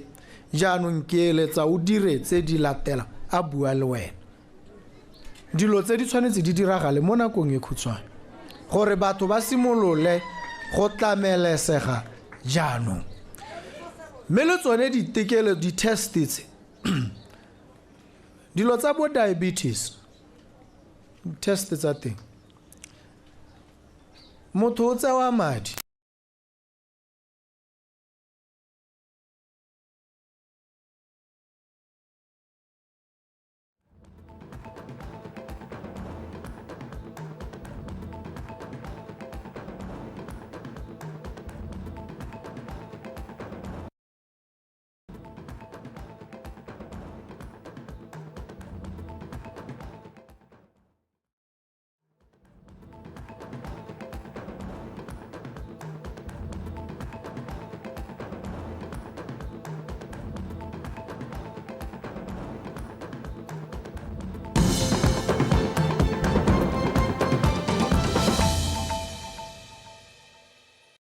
The all-new #PushaBW at a Chencheng Show, hosted by Khaona Dintwe and Sean Mongatane on BTV News Channel 289 every Sunday at 6:30 p.m. Sitting down with some of Botswana's most exciting entrepreneurs and telling the stories behind some of our country's biggest brands and businesses. Tune in for a front row seat to some of the business decisions, challenges, and innovative ideas that have shaped proudly Botswana's businesses. The PushaBW at a Chencheng Show on BTV News Channel 289, Sundays at 6:30 p.m. Proudly brought to you by Botswana Investment and Trade Center and Mindset Change Botswana.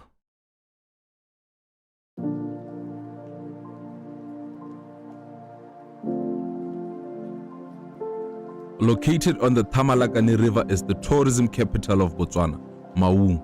a relatively small town compared to others in Botswana.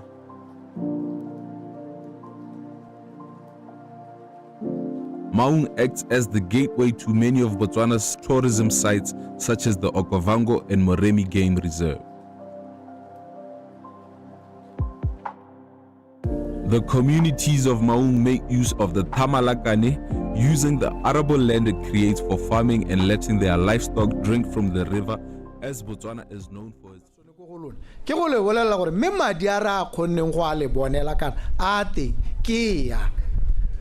aka khona tse pedi tsa tsele di kwadileng ne re le bue gore ne le eletsa go ka simolwa ka di tse pedi tsa botlhokwa tota e re ile go bata a mangwe mme tse tsone di boditsweletse dilo tse di tlo go buiwa ke lona kana ke yone puso ya batho ka batho yone nna ke tlhaloganya e ra sonese e sa re gore nna ke go nna ko ke bo ke ithulaganya ke bo ke batatsela e hetang go bapale ha lapeng ke bo ke dira yone ke bo ke le ra ke re ke tlisitse dithabololo gape ke rata ke le ntshe mo tumelong kana thuto e le salang le tswa ka yone ko morago e go tweng motho mongwe kana batho bangwe ba tlisa dithabololo go go lona ga gona ope ga ke tlise dithabololo go go lona puso ya lona e tlisa dithabololo go go lona ebile puso ya lona e tshwanetse e tlise dithabololo tse go go lona ke rata le ke sa rate nna ka gore ke puso ya lona gore le nne le dithabololo batho ba ga rona ga le direlwe favor o se ko wa tsamaya gore ngwana wa rona boko yo wa ko Xhosa 1 o re baakanyeditse bona ngwana yo o re utlwetse botlhoko ga gona kutlwelo botlhoko epe ke tshwanelo ya lona boikarabelo jame ke go diragatsa yone tshwanelo e ke tabo ke palelwa ebile ke sa itse se ke se dirang ha ke ka itlhokomolosa go itse gore dithabololo tse ke tshwanelo yalo di le tshwanetse di a le tshwanela ke tsa lona go se ka ga nna le ketsaetsego ra tsamaya re galaletsa batho jaanong re lebetse modimo o ka re batho ke badingwana ka gore motho a te o ka tsaya tshwetso ya gore dithabololo di se ka tsa goroga ko ga lona nnyaa ga go kgonagala dithabololo di tla goroga ka gore ke tshwanelo gore di goroge rona re tle go dumalana gore re di gorosa jang ka ga le kaileng ka teng go botlhokwa gore go nne jang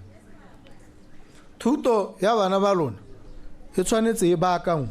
ke sone se ke tsile le matona a le mantsintsi gore ba le lebe mo mathong le lona le ba bone e tere ha ba ka toga ba hapoga ba ska ba le direla sene ba thabiwe ke dithong gope ko ba leng teng ba itse gore ba ne ba lebile maswiti-switi a batho ba ba nang le ditshwanelo jaanong ke ha ba palelwa ke go diragatsa ditshwanelo tsa bone dilo tse ga le dilo pele mo go nna ga go tlhoke gore le nthapele kana le nkgalaletse gore di dira ke ditshwanelo tsa lona di tshwanetse go diragala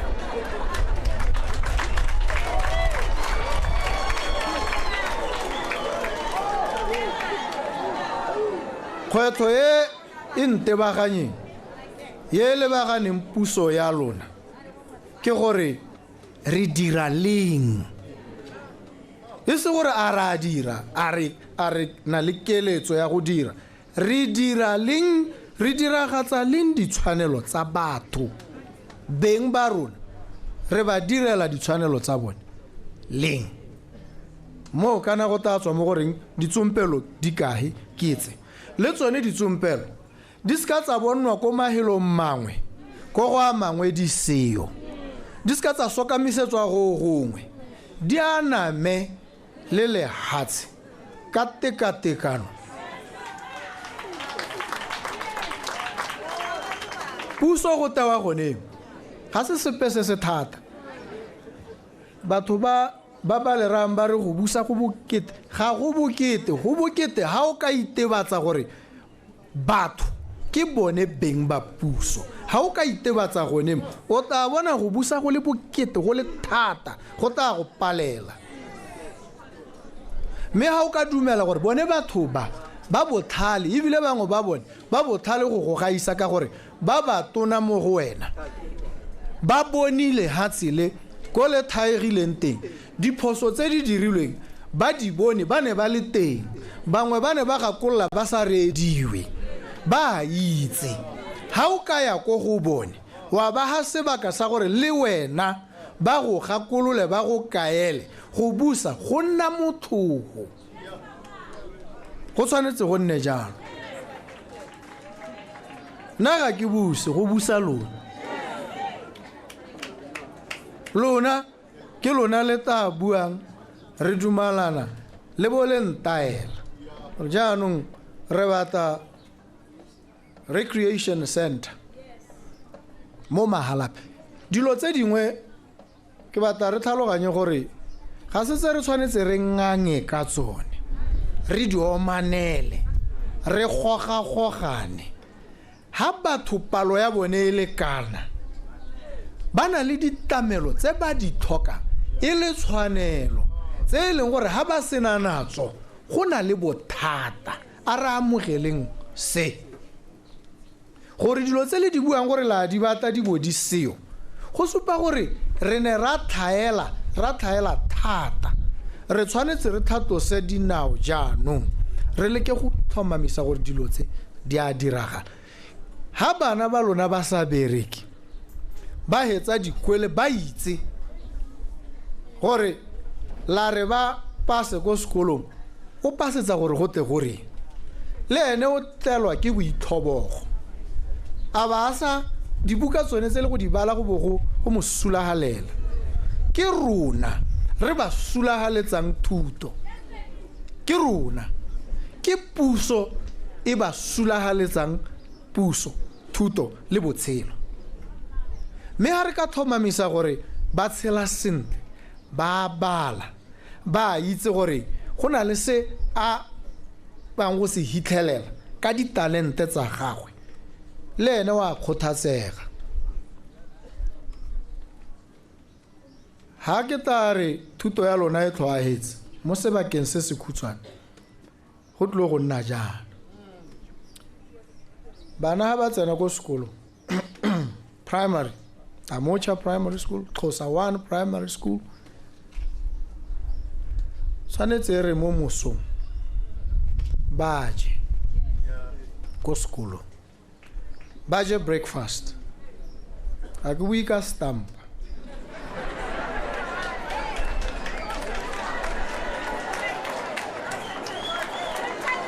ga ke re stampa semolao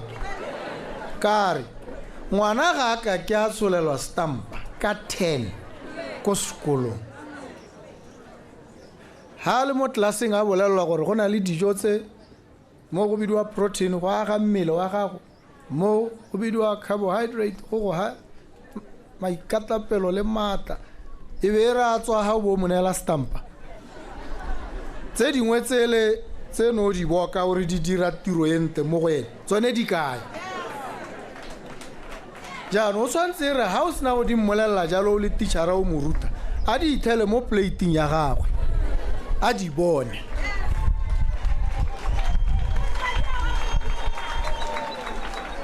mme ebile pele ga ba ya lapeng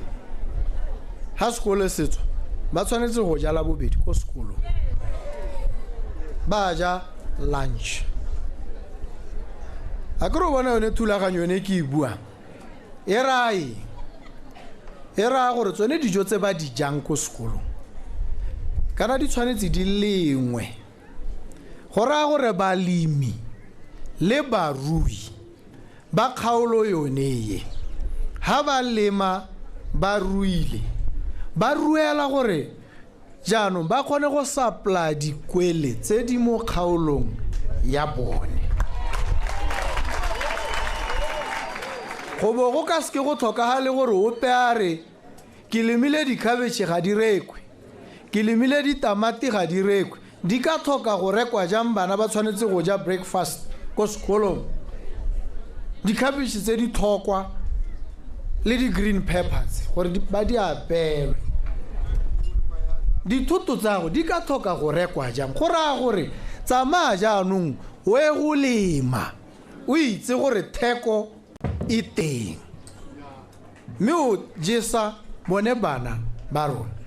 ha o sapla puso e be go duela go sena le ha e le mathata gone mo go thatosa balemi ba ba botlana ba nna le mmaraka ba nna le ko ba rekisang teng ko ba sa golo le lope le bone ba nna le letseno bana ba ja ko sekolong malapa a nonoha ha ile gore go na le mathata ko lape go ra re gore ngwana yo o ta ba jele ga bedi a ba tudisa gongwe go sena dijo maitseboa e be re ka moso phakela itse gore wa ja ko sekolong go botoka thata ke tsone dilo tse re batang gore di diragala mme bone ba child welfare and basic education ke boikarabelo ja bone ke tshwanelo ya lona sotlhe dithabololo di tsile go tla ka thulaganyo yone le bolelwa nnete le bontshwa gore re tsamaga mme ebile ra go dira gore go nne le thulaganyo ha re ntse re tsweletse mo go jone boranyane jo o kgone go tsena o bo o bona gore ba se renke ya mahalape e tsamaga kae go dirisitswe bokae go santse go setse bokae go tlhaela eng se se santseng se emetse gore se dilo o sa botse o bona e tere o ya ko go mo palamente tshere o morao re golo ha o ka re la diega ke bona gore ba se renke mo go 70% mme le na le dikgwedi tse di kana-kana o bo o bona le wena go sena o ka go hora a ka se ka gore a re nya ra hetsa o bona puso e tsamaya sentle ha bone ba ba buswang ba bona sengwe le sengwe go sena yo ka reng o pe o gopetse madi wa isitse go ga gagwe ga gona go gopela ga gona go diragala ka gore go gopela mo go dirwa ke sephiri o se o itse gore tendera e gatene e hiwa go rileng e hilwe mang ka gore dilo tse di tshwanetse dieme re itse gore ha o na le bokgoni jo o itshupileng gore o na najo mme ebile o sa turise mo go heteletseng tiro wa enelo ka bokgoni ja gago e se ka botsala ebile a ngwe ke batla masika ya metota ba ba gauhile nna le bongwanake le ba itse ka gore ha le ka bona ope wa hone a hilwe tender le ngongorege gone ho ra go ha go na le mathata ka go a tshwanela gore go nne jalo ne ke bona le supa ngwana wa ga Emma go se ame gore le moitse e tle ra le ka mmona a tshwere tender ra ile gore jaanong o tsama a godimo ga dithogo tsa lona ka gore o rwele madi a le sa itse gore wa tsaya kae le ngongorege ditoga ga go a tshwanela gore go nne jalo ke a le thomamisetsa ebile ke le ha tshwanelo e nngwe ya gore lebelele dilo tse le thomamise gore ga go senyediwe setšhaba sa lona ga go senyediwe lona ga le senyediwe ga go ikhumisiwe lona le humanegela kopeng nna sekale sa me se ke ta ikalang ka sona ke gore ke bone yo go no go te yo ke mohumanegi tota wa nta thogo mo mahalape ke gore yo ke bone a tshela sentle ene yo ke ta itse gore tiro jaanong ke tshwere sentle go itlhela go nna jalo ke tshwanetse ke tlhoagale ke ngakalle gore go nne jalo ke ne ke re ke tanya dintlha tse ka tsela yone gore le itse gore puso e ke a lona ya go tsamaisiwa ke lona le bolelela matona a yone badiredi botlhe mme se sengwe se se kgonang go tena se bo se paledisa se bo se utusa botlhoko ke boikgogomoso ja babusi go tlhokela batho maitseo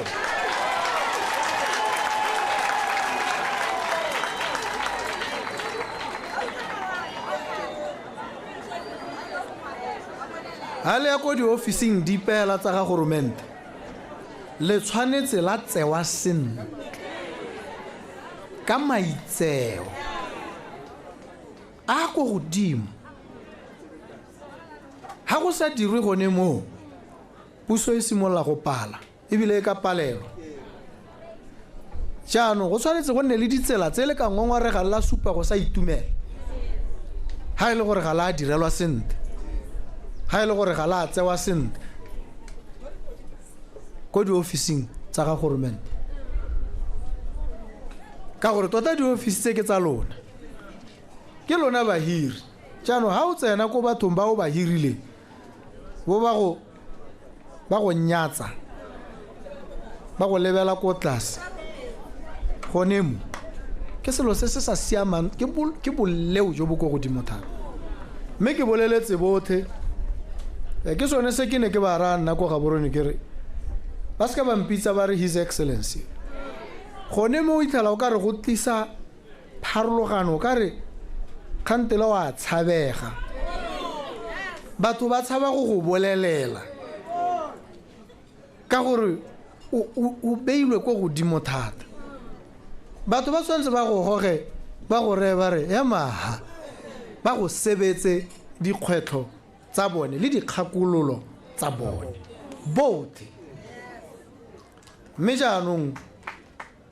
lona ba mahalape ke a dumela ga le ka ke la tsietsega la ba la tshoswa ke se a ke re ano le na le ene tautone wa lona yo le mo godisitseng le mmelege mme le na le ministera keo Tshedi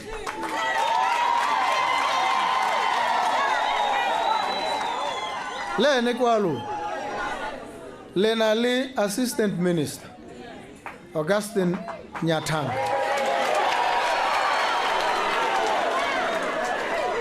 le ene kwa lona go raya gore mo pusong le na le batho ba bararo ba ba utlwang ka lona tota ha dilo di ka ska tsa le tsamaela sentle e tla be le senyama se sengwe se ke sa itseng gore ke sa mohuta o mme le ba bangwe ko mahelong a mangwe dilo di tshwanetse di ba tsamaele sentle dilo di tle go tsamaya sentle ebile di tsamaela mongwe le mongwe sentle mo lehatsheng la Botswana yo e leng Motswana kana yo e leng moagedi mo Botswana mme sa bohelo se ke se lemogileng ha ke ntse ke lebeletse go tswa ko morago le go itlhalla ha re leng teng ke gore ha ngwe go na le dikakanyo tse dinte le ditogamano di dirilwe mananeo a kwadilwe a tlhalositswe sentle ebile a utlwala mme ga a diragale batho ga ba thusiwe ebile ga ba thusega ka gore go ntswe hela ga go diragadiwe jaanong tlebebe wa go sa diragatsa o hedile dilo di tsile go dira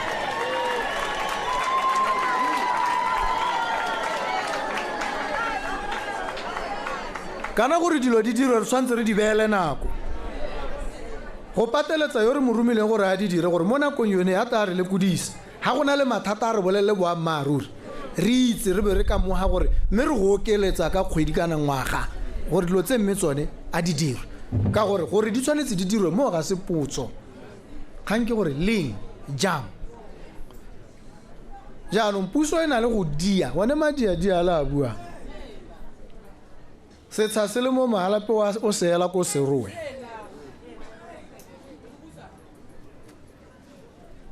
ha o apply tse setsha se le teng se o ka se neelwa o tshwanetse o se neelwa mo nako e khutshwane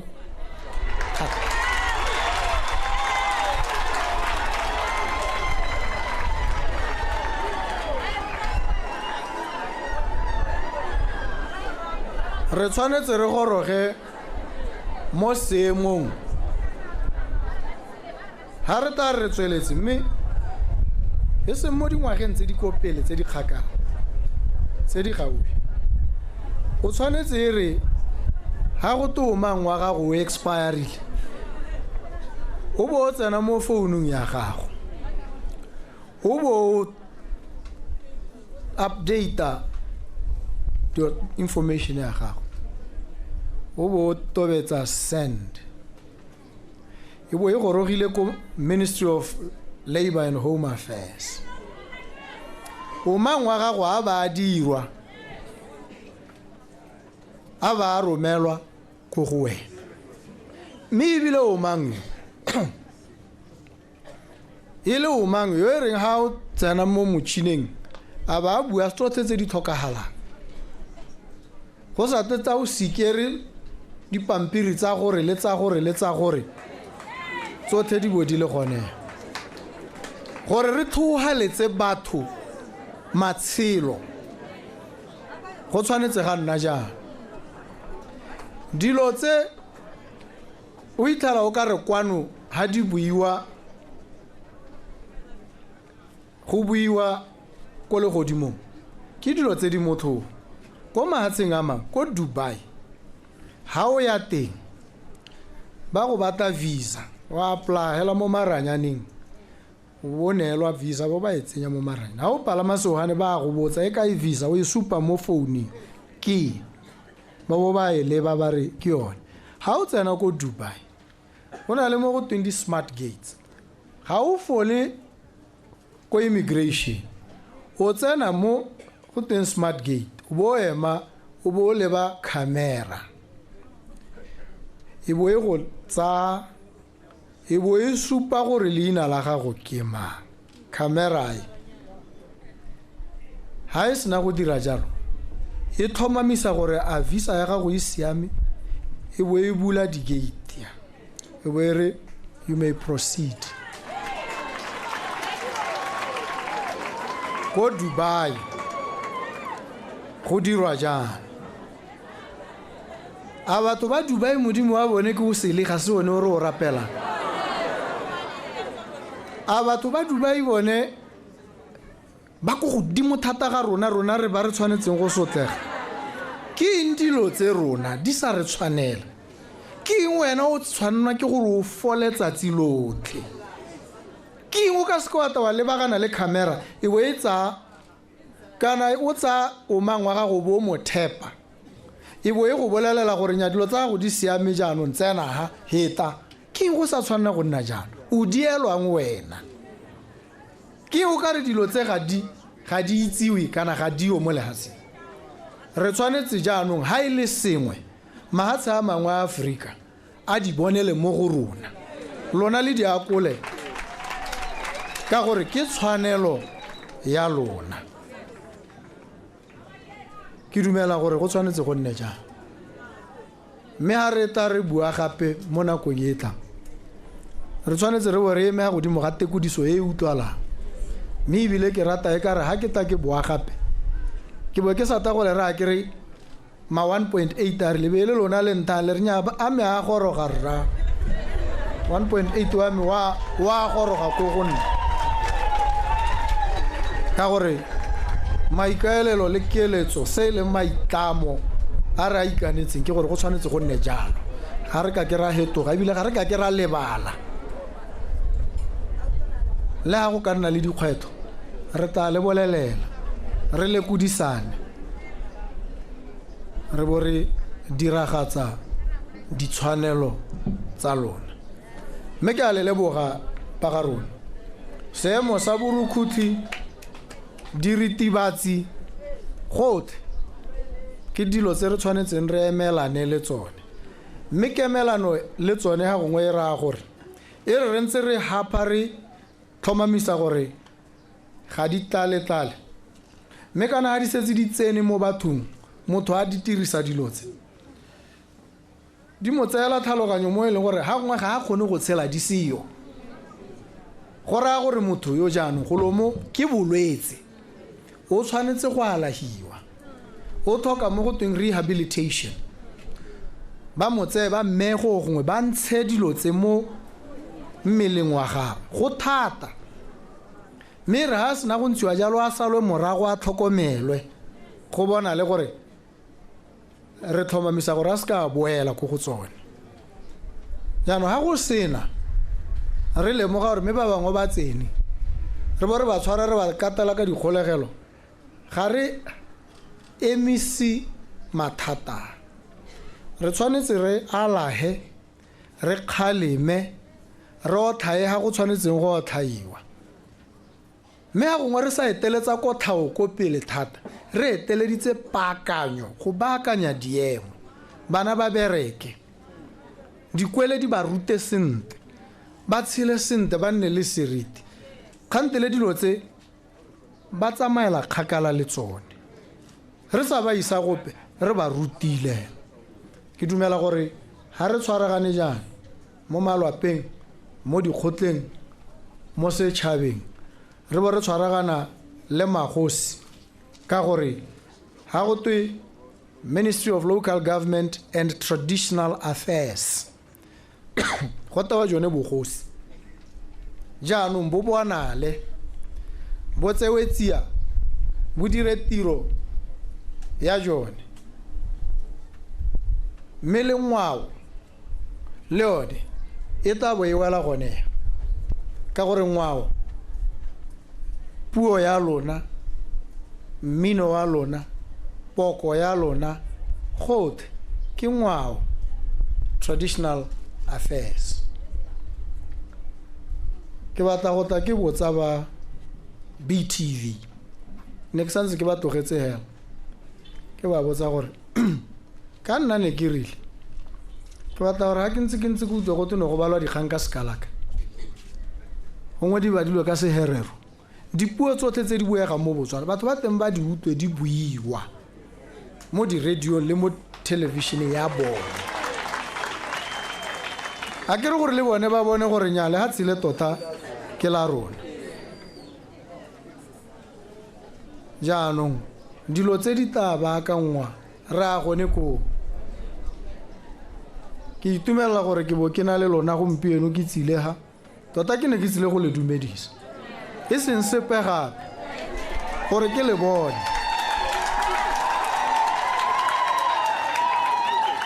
le lona le mpone le itse gore ene ngwana wa lona o eme ka dinao o emetse gore yone thumo e le mo inetse lona beng ba gagwe a e diragatse mo go heletseng mme ke a le leboga ba ga rona ke le leboga go menaga pula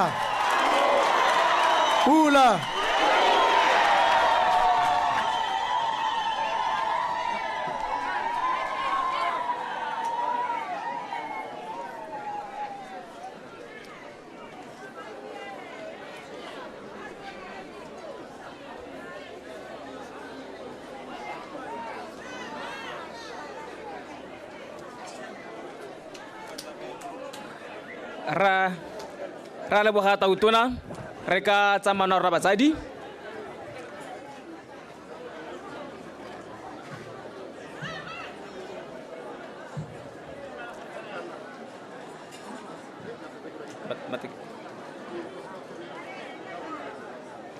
re lebogile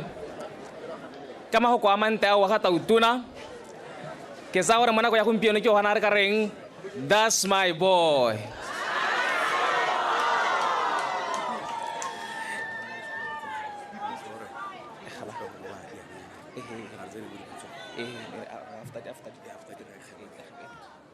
engwe sa se tlhalositse ke gone gore o gateletse gore madi a lekana 300 pula a tshwanetse ngwana yo e le gore e re hela ga simolola go hathoga kana a tswa hela mo gone jalo kana a tswa mo matsalong o tshwanetse gore a banelwa madi a kana ka 300 pula a nelwa motsadi gore a kgone go tsapalo e se ka henyana hela re ta tsa mme rre monana mona le bogole jalo gore re ne represent rote sente ka tselentseng jalo tautona tlhalositse gore na to dumedisa hela kere eta next time ba ta phithegonyana re to go bua nakwana re go lesegile so ke a go supa jalo ke to rata re dirisaneng sente batsadi ha ke go supile ka khalo tsa go a dine pedi hela re ne le bangwe sebaka sa gore le bona ba gona go botsa kere mere santse ba ipakanya hano le tswele tsa matsogo mme ke a go tsaya ka di-side ke ta tsaya side e ka kwa ke tsa ga gare hela jalo a kere ke lebogile re na le ba babedi ke ba legale le ka tsena motsamaisa tiro ka nna wa nthusa o taba tsamayang tsa lenopola tsholetsang hela o ta le bona o ipola leina la gago o bo ka tswela ka phoso tsa go tse pedi ntate ere dipotsong tsa banni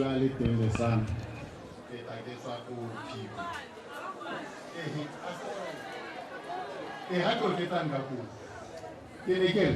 bua le tele sang ke ta ke tswa go phikwe mme ile ha ke utlwa ke amogela maboko a gore re agile puso ntsi mo e ke tsa dingwe tse pedi ke re e tla re mo phithego ya nthaela tautona e busa be ke le go ja go kopa go latela tshware le go nyana mme mo ke ntse ne ke di kopile ne le gore ke sa nthase ne ke tla se kopa ibile ke se bile go pele ne ke re ke a go kopa batsamaisa tiro sa nthahela mo pusong e ntšha ne ke re ke tla kopa batsamaisa tiro gore mo nako e hitileng ne re sa kgone go bua re phuthologile ne re kwatelwa thata jaanong ne ke re sa nthase se bothoko ke re ke ne ke kopa go bua jaaka ke eletsa go bua mme ke ne e nako e limited Welcome part 2.5 minutes. That will be enough. Kana 1 minute hela. Nelo ne kopo hela. Kana ba kala gore ha re ra bua re neta khante le ra hupela mme ke a leboga motsamaisa tiro ke leboga o tantha sebaka. ke sone sa ntlha se ne ke re ke te ke se kope gongwe ke tsena mo dikganyeng mo ne e le kopo e lebaganyeng wena ke kopa sa ntlha ela tautona re le batswana re ne re fila o ka re ga ra gollesega mo Botswana o ka re ga re direlwe o ka re ra shota re sa phuthologe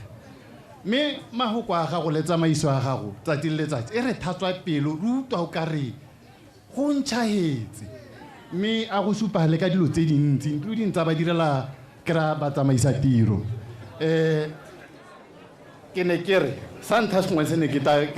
se tswang kgakala se ntshwenya ke se se bilwang gote state capture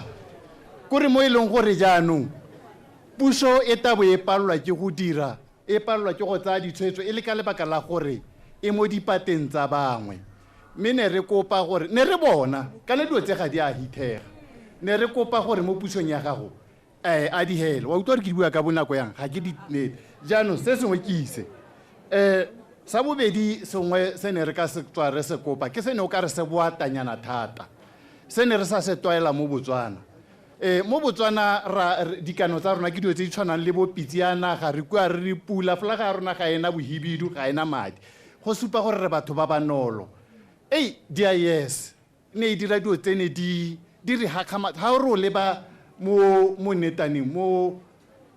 o ka re gore mo difiliming re mo go tota dilo tsene di sa re kgathe ne di dira gore re se ka ga ra gollasega kopo ke gore ra itse gore ga re ba kobe mo tirong kana ba reng kana ba na le bana ba ba tshwantseng gore ba ba tlhokomele mme dira sengwe ka yone gore pelo tsa rona di hole ke sone sengwe sa dilo tse re di batang ke lebogile se le ke re re se re ke go paro wetse ke a wetsa o ka re go tsweletse nya ke a lebo ga ke tso re ke tseye tautona ke fila ke kotelesega mme ke lebogile mme ke gore ke sa bogelo ke gone gore mme ke leboge le gale ke kopa gore le nne bakhutshwane tsengwe tsa re bana matona ka bongwe kere ke tsa mme be ke tsaya mona le bogole ke yo le gale be ke tsaya ka ko dumelang bagaetsho ka leina ke bidio ya Taboka Amanda Thembicengeta, commonly known as Basadi ba Dignity. I'm delighted to be given such gesture. Hey, are mo sebaka a bue batsadi. All right. Enya ne ke leboga ka sekgowa ne ke tata le se ka la mphella pele. A kwa le retsa ke re batsadi bo botota ga confidence a beng teta gore nka le heketsa le intshwarele tota nna I'm of positive ke motho ke ratang dilo tse dinte ga ke na go bua ka space se bosula ke tile go lebogela molaetsa o hilwe ebe ke re banana jaaka nna a re itshekatshekeng re itebe change starts with you can go ha go kwa nna bo re puso e dira wena o dira ke na kwa gore gompieno go ntse go bua ka manano a harologane ke ba kwa re nna hatsi re ipatisise o re go ha ke utlwa gotwe a mme nka seke ke bule company e le gore e dira 1 2 3 ke ye ko bagolwaneng ka dipampiri ke re ke ha la reng ka nna ke asete ke tsa gore ke a utlwana ke mme le gore ke promota seriti ke ntse ke utlwa le bua ka kgodiso ya bana ke gona ha le nkiteile mo pelong teng ke re ke letsa gore ke le monana o kana ka nna yana ke ithaope I'm not saying ke hua 5 thebe ke dira go tswa mo pelong ha go bua ka bana go bua ka basadi go bua ka banna go bua ka nna #Basadi ba Dignity ke a leboga ka lerato le lekalo ka tumelo le tsamaiso ya go itse gore go tlo re direla tsotlhe tse re di lopang modimo go baballe thank you ke leboga me ke tsema na le bogole be ke tsa ba ba ka kwano ka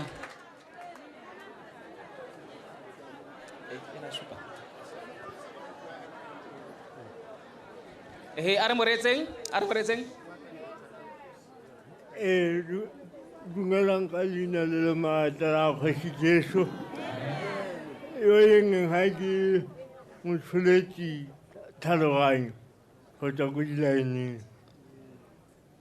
ne ke dumedise tautona ga rona mo magalake ke na le dintlha di ka nna gongwe 4 5 mme ke tla di kgaongwe tautona ke tla re kgang ya teng ra itshwere wa itse ke na ke bua ka yone go na le molao ko Alangenteng wa ba na le bogole o sala o isitse Alangenteng mme ga ona police e leng gore o tlabe le gore wa o tsamaisa ngwane gore ditshwanno tsa motho o tshelang ka bogole di helela di gatwa kwa ntateng ya gore ga gona molao. Thank you. Tautona ne ke le ngaeteletse ke le ga ba na le bogole ba na le bogole ba lla ka allowance ya ba na le bogole allowance ya ba na le bogole ya thaola ga e tsewe ke go na le bogole mongwe le mongwe mme ba na le bogole ga rata go ga sekai kare mme ngwetho ga nkile a nna ministera o nkile a dira ga a tshwana 65 ga a simolole gote ngwaboikelego a yo sekaseka o tlhagala straight ko tantakaneng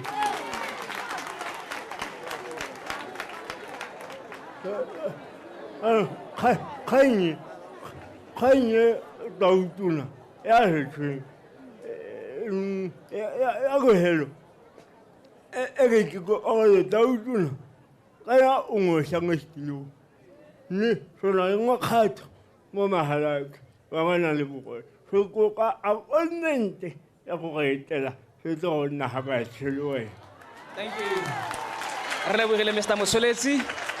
eme ke tse monana ke tsere monana ka kwano tswelang tate tse pedi hela kere. Okay. Bagolo santhane ke riane ke o le ikokobeletsa gore ke dirise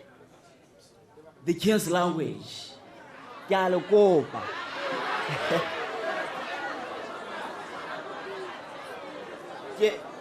Tautona, I don't know whether this is going to be silly or what. Me Tautona, I saw this post ya gore leta mahalape.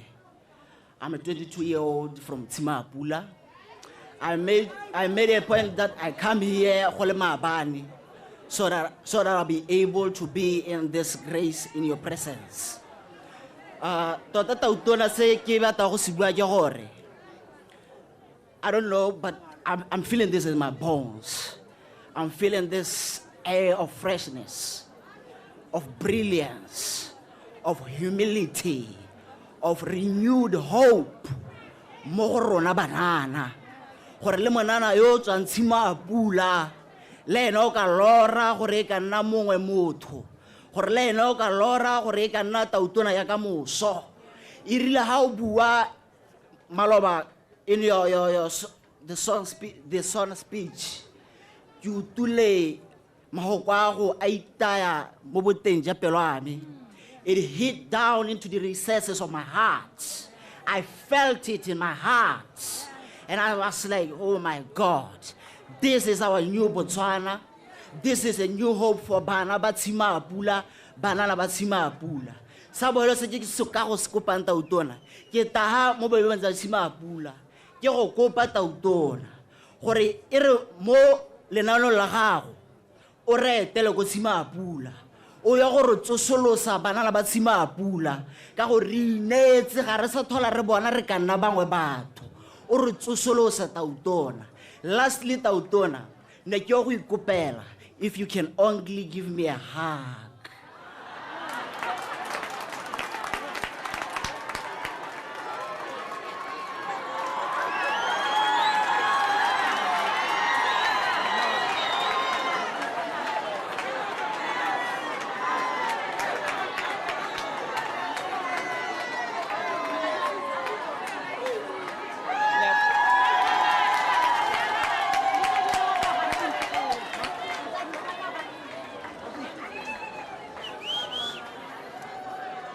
re lebogile monana re ka tsamano a rona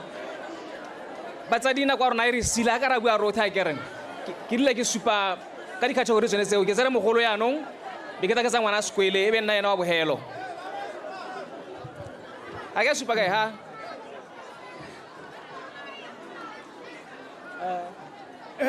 bagaetsho yo ye meng ha ke moruti Tebogo Samuel Papitshupo ke a leboga tsatsi leno gore ke be ke le ha tautona ke a go dumedisa ke itumela gore ke be ke le ha ke go lebile segatlhogo le matona a gago yo ke motoetseng thata ke godile le ene re robala kobo e le nngwe hela ke ramogapi ke itumela go go bona tona yame modimo kuo wa go segogatsa ka go segogaditse mme hela ka bokhutshwane tautona boemong ja baruti le diphuthego re kopa gore molao wa 150 members wa go registera a ko boele morago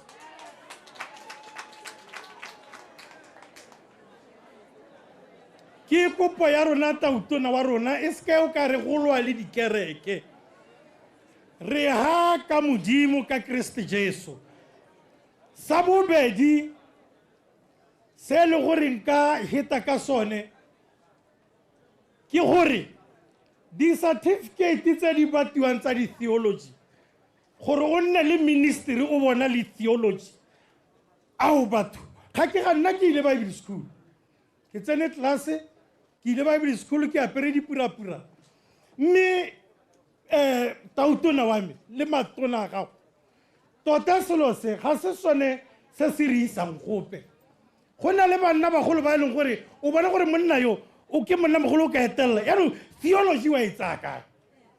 jaanong ne ke re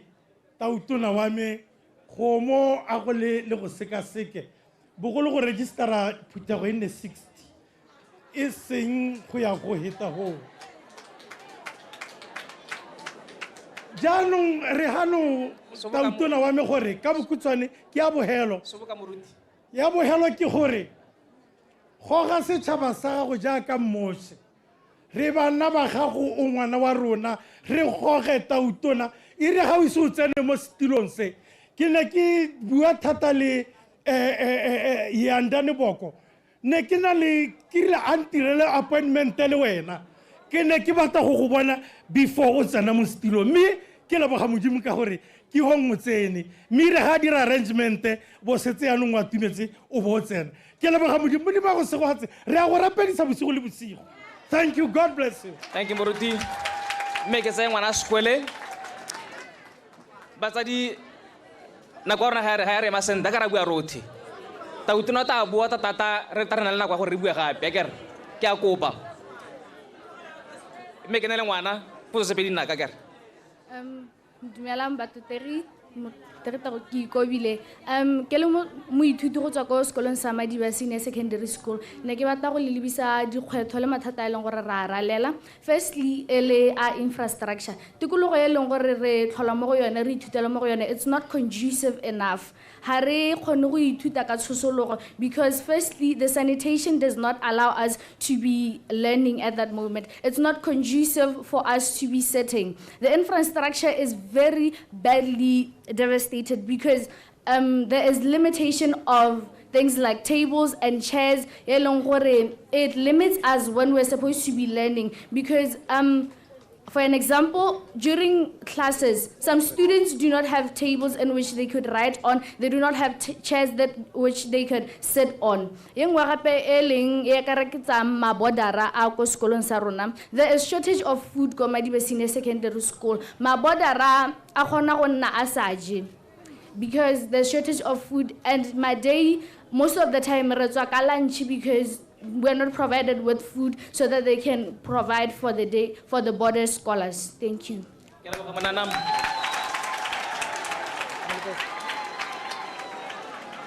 Neke make tsaye bagolo ka kwa ba le babedi ntatele mme mme ga ke a go Ke neela a leboga tautona santai ke batla go leboga tautone yo mošwa yo gorogileng leina la me le ke bidiwa gote amogelang dijisiwa disang tautona ke eme gano ka kganye le ke utlwa le bua ka yone ya ditsha tota ne le gore tota ga ke to bua mme ne ke emeletse le gore ke na le tšhesego ke na le seemo se go se bothoko mo go nna yaanong ga ke utlwa le bua ka yone kgang ya ditsha ke yone e heletse e be e kgobola legogo e dira gore yaanong ke helele ke buile tautona nna le seemo sa ditsha mo magalape e rile ka 2015 kana ka apola ke batla setsha ga re tshwanetse re te re bewe e be go simola go te re bewa ke phalape mme re apoletse mo magalape ke ne ke apoletse ko ra disele malaba ga ke tsana gape ko land board ke na ka botsa ka sesa sa teng ke re anong ditsha di tsamaya gape ga ka ba re ka re mensetse re le batho ba gone ko phalape jaanong tautona monga rona ga re na le ga e le yone madi a thang re a ko phalape maina ntse a seo jaanong mongame ne ke kopa gore seemo seo se banka nngwe re sekasekele ke na le tšhesago le ene kuto bothoko ene ke na le yone tautona ke na le seemo sa gore gona ko lapeng ko jareteng ya botsadi go thata go bokete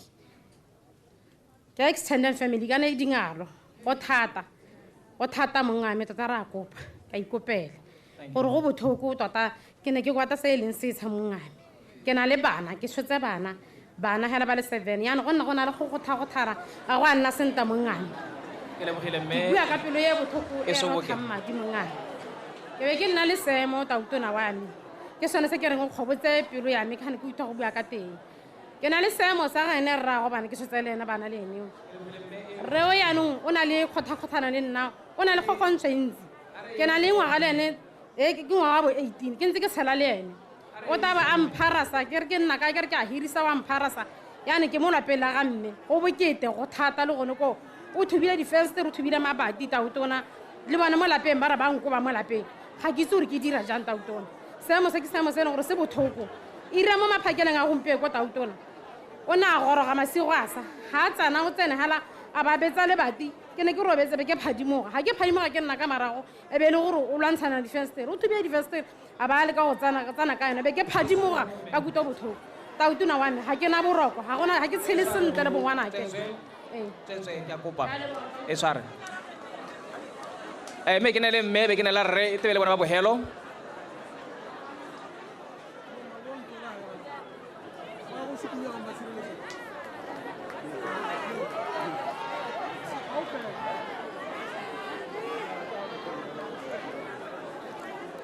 ke a go leboga motsamaisa tiro mang ke leboge tautona hela ka gore la ntlha re ta itumela kganyeo ya gago kgosi tshipe-tshipe gore o bone wa bona raetso tautona mme a kgabolela kwano raetso nna ke tlile go itumela ile 2014 to 2019 wa bo le mongwe wa batho ba re tsamayang mmogo re a mo diphuthegong tsa mahatshehatse mme ke sa itse gore ke tsamaya le tautona le mothusa tautona jaanong ke batla go leboga batswana gore bo ba go neetse boikarabelo jo le mo go jone gompieno ka ga re go itseng ka teng ba re tsamaileng nao ka teng o motho wa morero ga ke bue ka kgang tsa sepolotiki ke bua ka kgang tsa botsadi re le batsadi ba gago mo motseng wa Mahalape re itumeletse gore o bo o tlile ko go rona mme o tla go tisa mahoko a tshologetso mahoko a e leng gore ne re ntse re go utlwa ba bua mme yaanong batswana ba go a neela gore o tle go bua le rona o le motsadi wa rona o le my boy mo Mahalape go tswa Thosa number 1 ka re that's my boy ra ditshologetso tsa gago re dumela gore di tla diragala mo pusong e ntšha mo Botswana yo mo mošwa ke a leboga batsadi thank you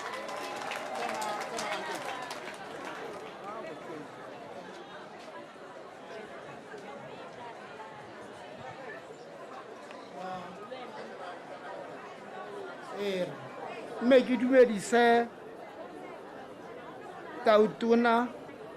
Gideon Boko ngwana a molekana ame we struggle to get here. Re ne ra nna le dikgwetho tse di gakgamatsang le ba bangwe di-veteran tse di gale re bararo ba sentse re tshela kana ba re mo botshelong. But re ne re lwela letsatsi le 50 years from 1974 fighting for this day. Re tshwengwa ke mapodisi, staying in jail, re tshwarwa because ne re bua ka the human rights. One thing se ke batlang go sa kgolela ngwana molekane. Tiragalo e diragaletseng ko CKG no e ke yone ko CKG. I congratulate you.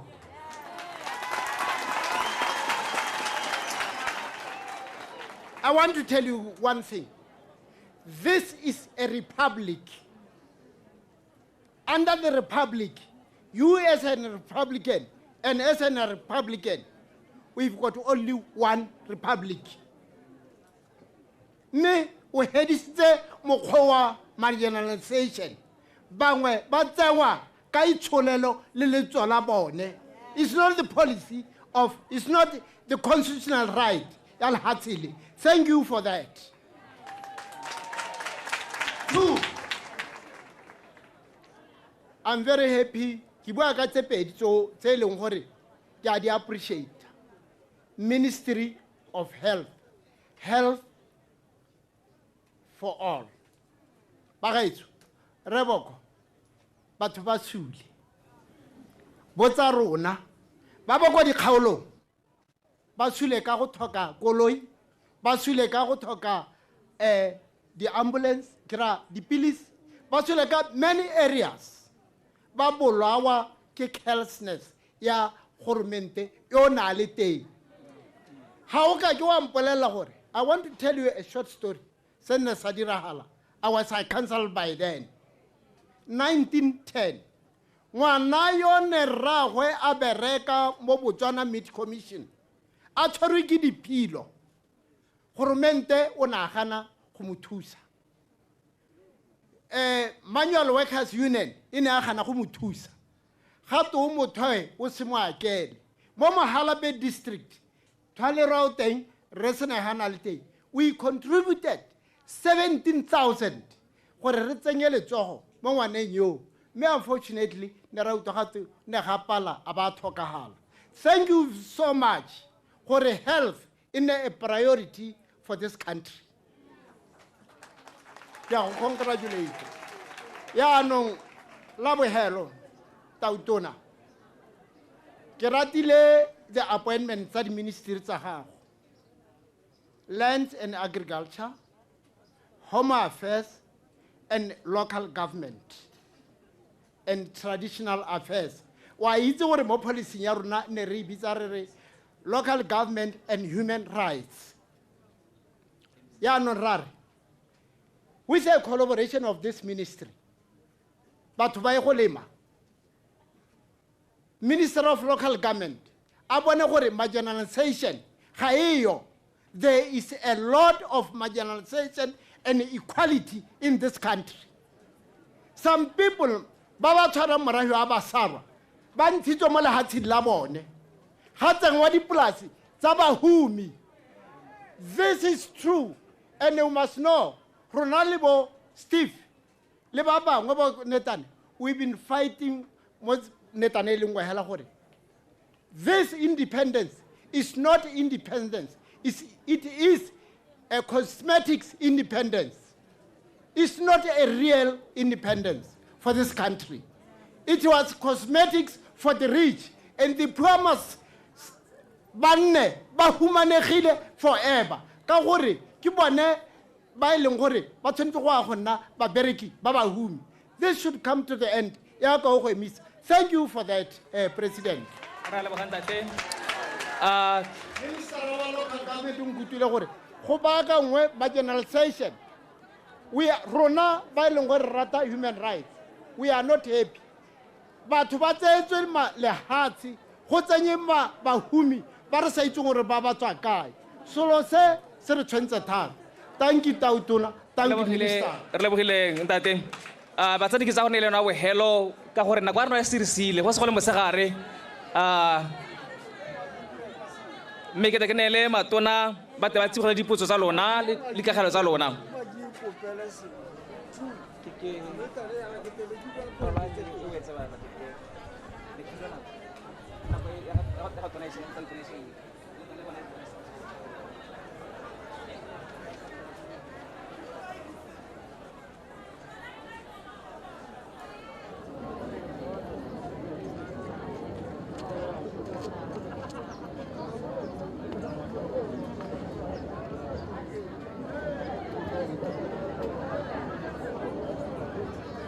Ke le go batsadi re taema gona ga ka mo session ya rona dipotso le dikagelo ke ta neela Tautona gore a ta tsibogele dipotso tse di boditsweng gano dikagelo mme re mo emeletseng ka toto ya ka go araba dipotso tsa rona.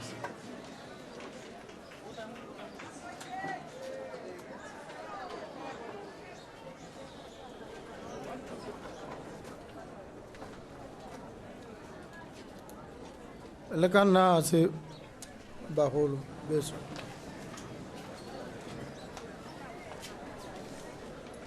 bontsi ne le dikagelo mme tse dingwe ke tla tsiboga ka bokhutshwane. Kgang ya state capture gore go bo go na le bangwe ba e leng bone jaanong puso e mo dipateng tsa bone go bakwa ga gongwe ke gore puso e bo e direla dilo mo sephiring batho ba sa itse kana e be e le puso ya batho ba ba senang letswalo ba ba seng ditlhong ba ba kgonang go dira dilo tse di hatla mme ba bona go sa ba tshwenye. Puso ha e direlwa mo matlhong a lona mo pontsheng ha le bona dilo o ka re di sokametse go gongwe la tsiboga gone ho la botsa le bo le tlhomamisa gore gone mo go a ema. Go na le dilo dingwe tse di ka go kaelang gore go na le mathata ha o bona mongwe kana go twe o mo mokgatlhong le nna mme bo bona ditsa puso di ganella ko dikgwebong tsa gagwe gone mo go tshwanetse go le tshwenye ebile le boleme ka dinao gore go eme mme ke dumela gore ka re tla tsamaisang ka teng re tla direla dilo mo matlhong a lona gore le lona le nne mapodisi a puso e ka gore go nna mapodisi a yone ke go e hemela gore se ke a wela mo di thaelong tse dintseng jalo. Ya bobedi ke a DIS ke dumela gore go simolola gompieno go ya ko pele dingongorego kana dilelo tse ne le nanatso di ta ema.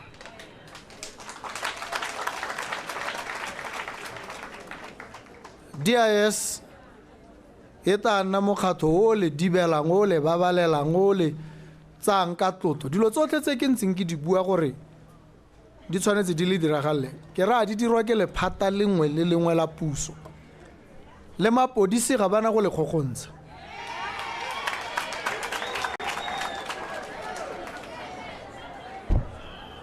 Ba tata ko go lona ha go twe motho o dirile molato a belaelwa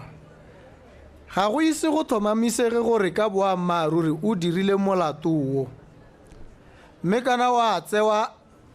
a sekisiwe ke gone go bo go ka bonwa gore a mme ke boammaaruri kana ga se boammaaruri mme re na le gore hela re dumela re belaela re bo re se re motsa jaaka o ka reng re tlhomamisitse gore o molato ha gongwe go dirwa ke gore ngwara bo re tennwe kana re utlwiswe botlhoko thata ke se se diragetseng mme kana tsamaiso ya rona ke gore re dire ditlhotlhomiso le bone mapodisi ha ba di dira ba se ka bata ba setse ba tsere ditshwetso tsa gore motho o molato ba motse ka ba tshwanetseng ka teng ka molao ba letlang ka teng mme le DIS tiro ya yone ya go e dira ka kutlwisiso yone ya go tlotla ditshwanelo tsa lona. Banana la tamega jaanong gore le eme ka dinao. A ke re le bona go na le bo Lesego Tshombo ke banana jaaka lona, bo Jacob ke lebeng.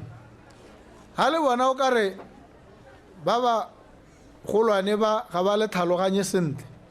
le na le ba ba lekanang le lona ba ba ka le utlwang botoka. Ke bone a kwadile kgate puo ya tee ratwa ke lona re fatshe leno dog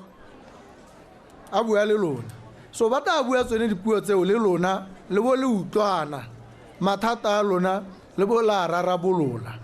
Go tshwanetse go nne jalo, ka jalo emang ka dinao kgang tsa bana re tlhoagetse ka tsone, mme ebile tsone tse ke di lomaganye le dilelo tsa moithuti wa ko Madiba Secondary School. Diemo tseo ra itse ra tlhaloganya, mme ebile ra itumela ha o di bua, ebile o di bua ha pele ga batho gore ba itse gore go na le mathata. Le ene minister wa higher education a itse gore ko Madiba Secondary School le mo dikweleng tsotlhe tota go na le bothata jonejo. Go thusa botlhoko gore bana ba saje kana ba saje sentle, ba sena ditilo, ba sena ditafole, ba sena dibuka, tikologo e ba ithutela mmogo yone se e ba thusang e ba rotloetsang. Go botlhokwa gore dilo tse re di ele tlhoko, re di tsibogele, re di emise ka bonako. Mme ke dumela gore mo nako e khutshwane go tla ba bangwe ba ta gone ko go lona ko bo Madiba ko dikweleng tse tsotlhe ba tsile go tsibogela mathata.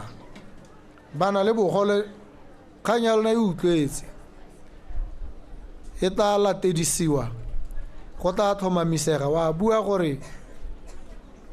allowance le gore ha e tlang teng gore a gore go lebega go na le mathata go dikgoreletsi, re tla ntsha dikgoreletsi tsotlhe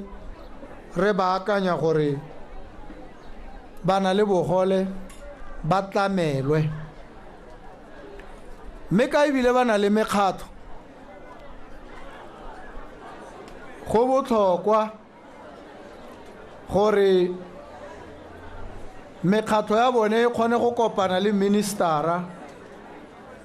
a kgone gore a tseye dilelo tsa bone a di tseye ka tlhamalalo.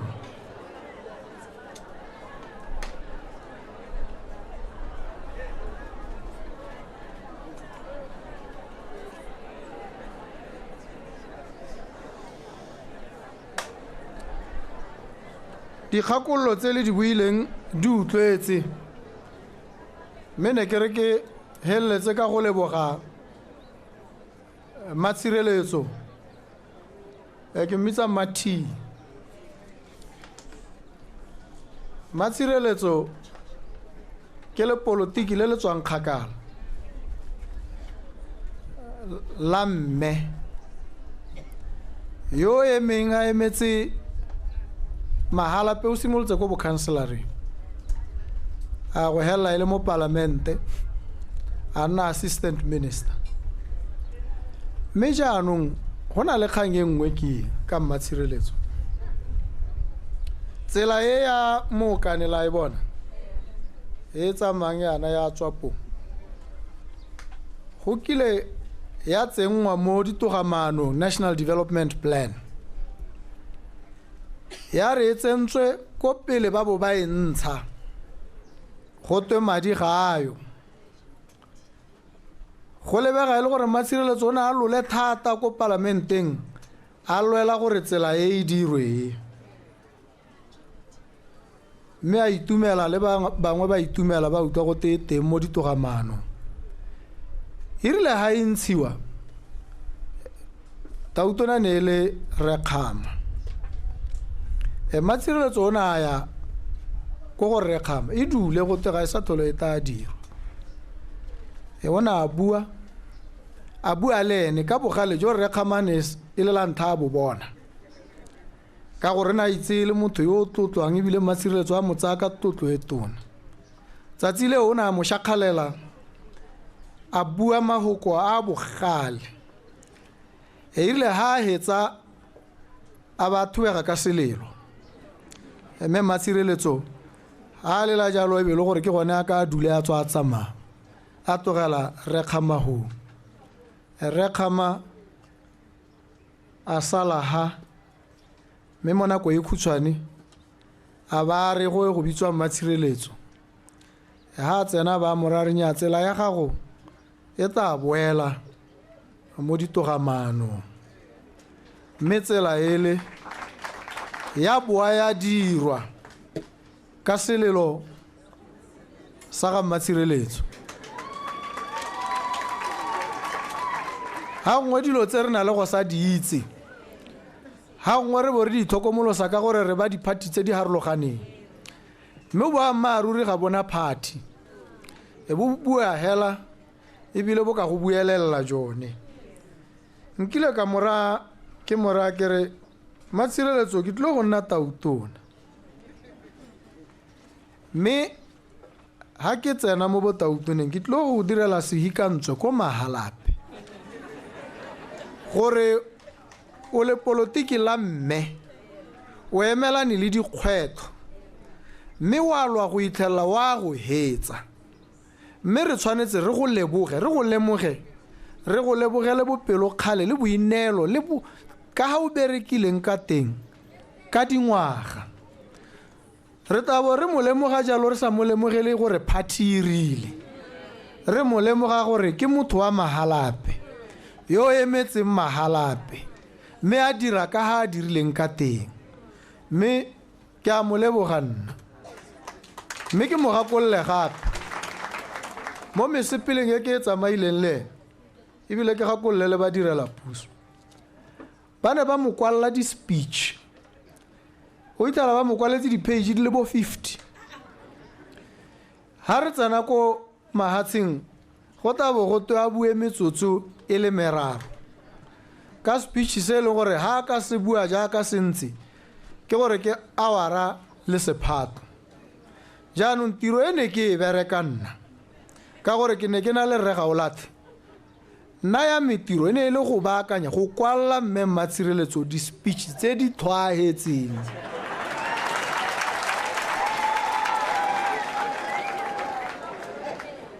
Ke mo kwaletse di-speech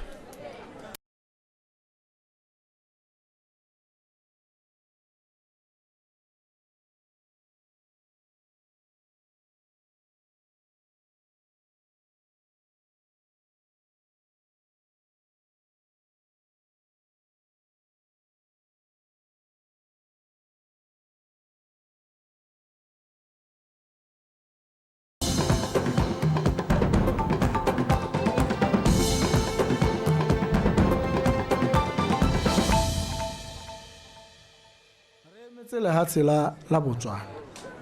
Ne ke re le mogedi e motse jana. Mme ebile gone mo gore rute gore le jaaka dithopo tse ne di heta ne go harologanwe ka di-party. Mme ha re leng teng ga gona sepe se se re harologanyang. Jaanong re Batswana rotlhe ga gona yo ta kgetholwang ka gore o kile a ba le mo partyng ya gore ha o salla ko morago kana o sa kgone e tla be le ka wena o sa supi bonata le bokgoni le maitseo mo tirong ya gago.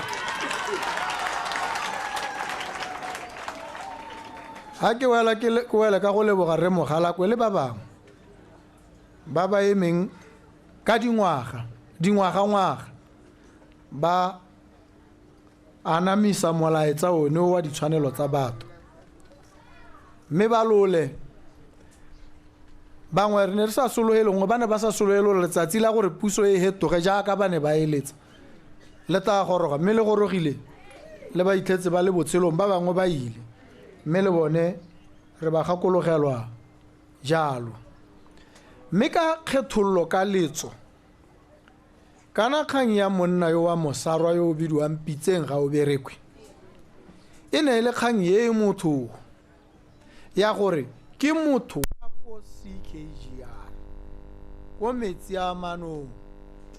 o tsholetswe koo o goletse koo batsadi ba gagwe ba ntse koo ebile bangwe ba bone ba hitlhilwe koo o tswa mo CKGR a latile bongaka a ba lwala ka sebaka go bo go raya gore o nna koo a ba atamelelwa koo ko Newcastle a kwadisiwa go twe ke motlhoki ko Newcastle e le motho wa CKGR ha sena go tlhokagala bana ba gagwe le masika ba re ra go mmolokela ko ga bone puso ya gana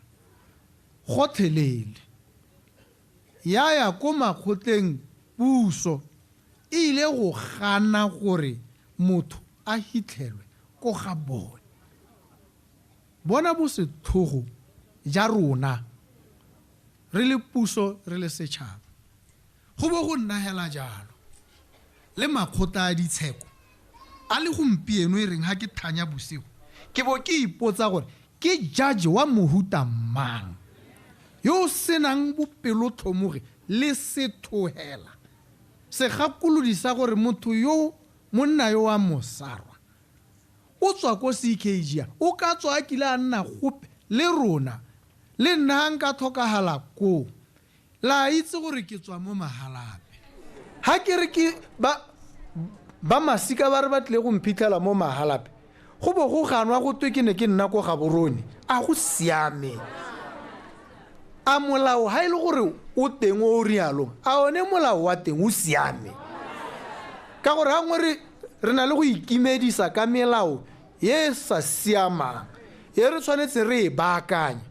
re bo re ngakalla ka melao ye re re ka gore molao wa re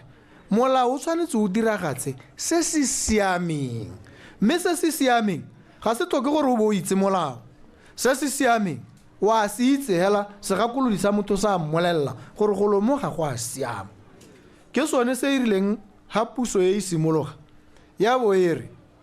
di-judgment tsotlhe tsele re tswa mo go tsone ra di ithothlora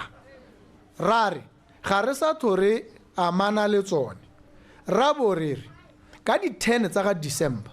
ke letsatsi le go twengela mahatsehatse la ditshwanelo tsa setho ka lone letsatsi le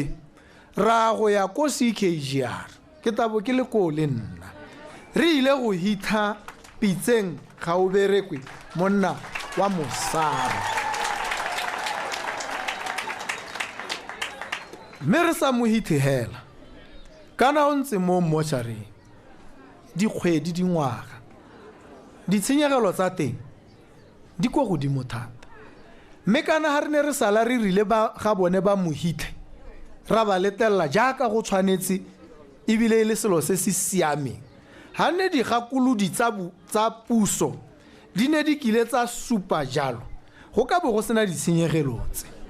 jaanong ha re mohitha ko CKGR potso e nngwe nna gore ra re ditshenyegelo tse tsone ke tsa gamang potso e ga ke tsietse re nna ga ke itse gore a lona ya le tsietse nna ga intsietse go theleng ebile ga ise ko intsietse ebile ga ikita intsietse puso ya go duela ditshenyegelo tsele ka gore ke yone mmeileng mo seemong se ha re go seditse motho e le monna wa mosarwa kana o hehela mo setšhabeng re le puso re tshwanetse ha re lemoga phoso ya rona re e baakanya ha go na le ditshenyegelo re duele motho yo ntseng jalo re se ka ra o ngakalla re seka gone mo batho betso ha re dira jalo re nna puso jaanong ye se thogo e gatakang ditshwanelo tsa batho ye se nang mautlwelo botlhoko go tswa re bo re kwala re batla gore ka ngwaga wa 2016 bona gore le re batla gore re bo re le tšhaba ye mautlwelo botlhoko re bo re tswela re nya yaanong ka 2036 nya re tsile go nna mautlwelo botlhoko e seng ka 2036 gompieno ya re tshwanetse re nne mautlwelo botlhoko go botlhokwa gore go nne jalo ba ga rona mme ebile kana ka tshwanelo nna ka ga ke itseng ka teng ka ga ke eletsang ka teng ha nako e leta ha ngwe ya be le pitagano ya nako hela e se sepega ha ke na le nako ke ta le reetsa nna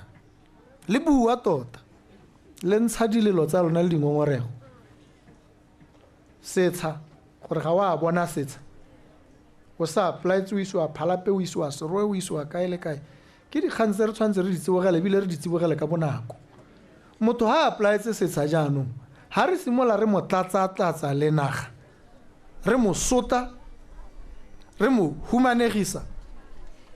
re mo tsa motho ho jalo ke selo se sa letelesegeng gone mo ga go amogelesege setho hela re beele molao ko thoko setho sa reng a sa re go siame gore re dire motho yo mongwe jana ha ile gore ga go a siame a re emiseng gone mme engwe ke kgokgontsho yele yona ya mileng go botlhokwa kana kgokgontsho ya bo mme segolo bogolo e na le go rotloediwa ke lehuma le go sa ina sepe ga bone ba bo ba patela sa gore ba nne mo kgokgontshong ba sa tswe ka gore ene mokgokgontshi wa gago ke eno e leng gore o je gape ke ene a tshwantse a rekile dijo gone mo go bo go paledisa ha gongwe o go baditswe o bo o hitha o sa bolelele batho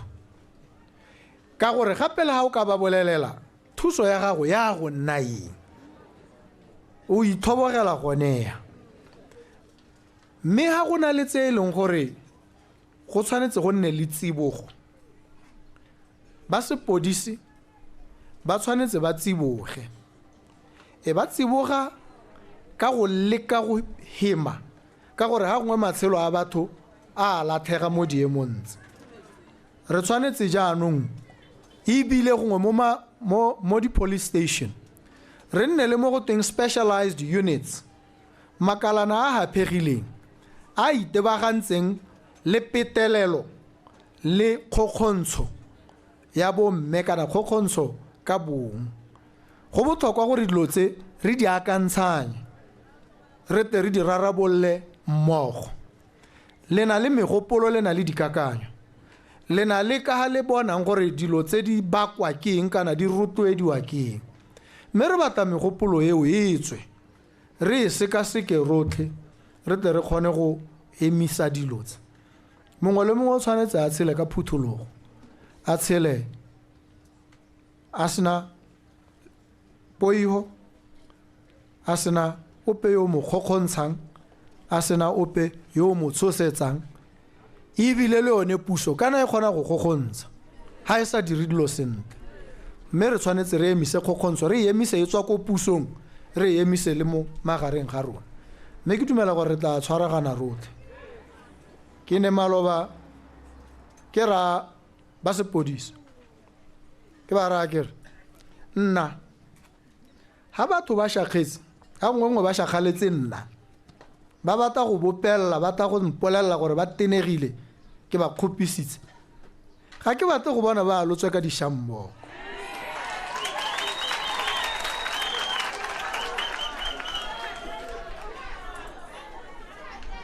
a ke re ga ba tshola dibetsa ba batla go tla go nna go tla go mpolelela tšhakgalo ya bone jaanong dishammoko ke tsa eng mo go bone ke bo ke kopa mapodisi ke re ha batho ba le mo seemong seo lona se le se dirang yang ko go bone le se ka la tsamaya le tshwere di-tear gas le se ka la tsamaya le tshwere dishammoko le se ka la tsamaya le tshwere letsela le le tsamayang gote mo leineng la ga tautona ga le sa phatalele ra le hula nna la meleina le se ka la dirisiwa jalo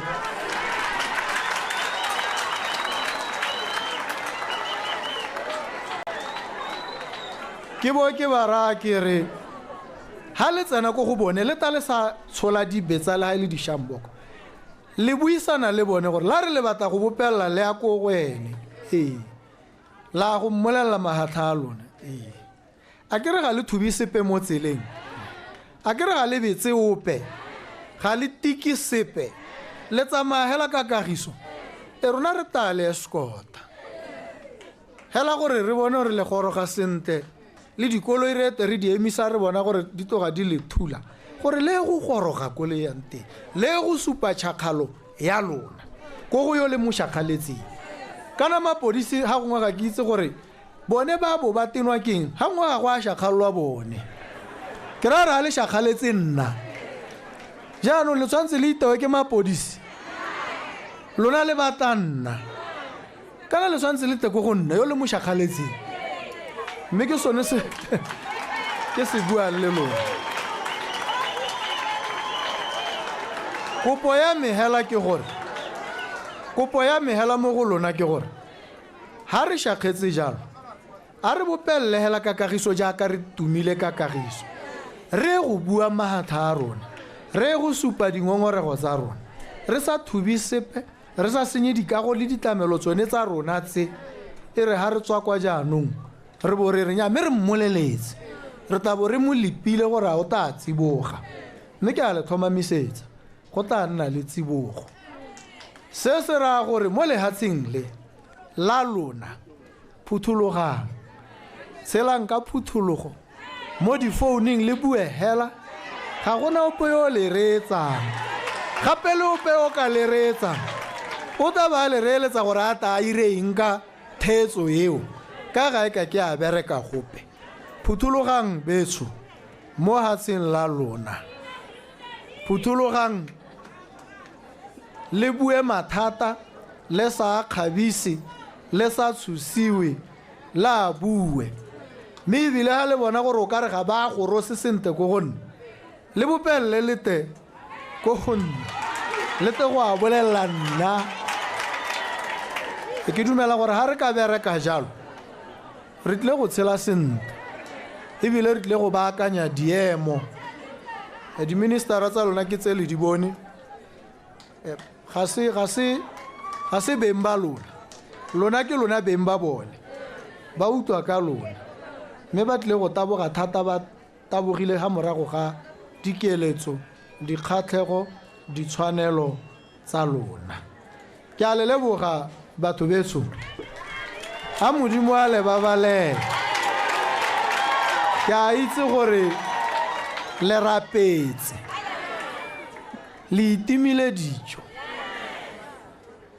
le rapela modimo le lopa gore a ko letsatsi le goroge le go tla nna le puso e ntšha e gongwe e tla utlwang gore la reng ya tsiboga mme ke a le thomamisetsa gore ye ke a lona tota ye ke a lona ra go dira gotlhe mo go ka dirwa gore dilo di siame mme lona ba mahalape ka ebile la ra itsana a ke dumele go na le se se tale kgoreletsang gore dingongorego kana dilelo tsa lona dikgakololo di goroge ko go nna mme ke a le leboga batho betso pula pula pula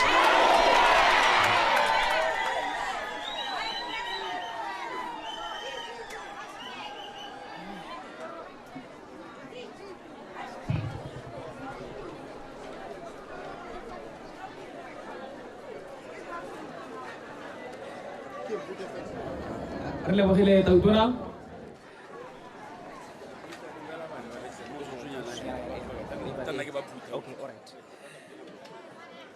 re lebogile tautona mme mo nako ya gompieno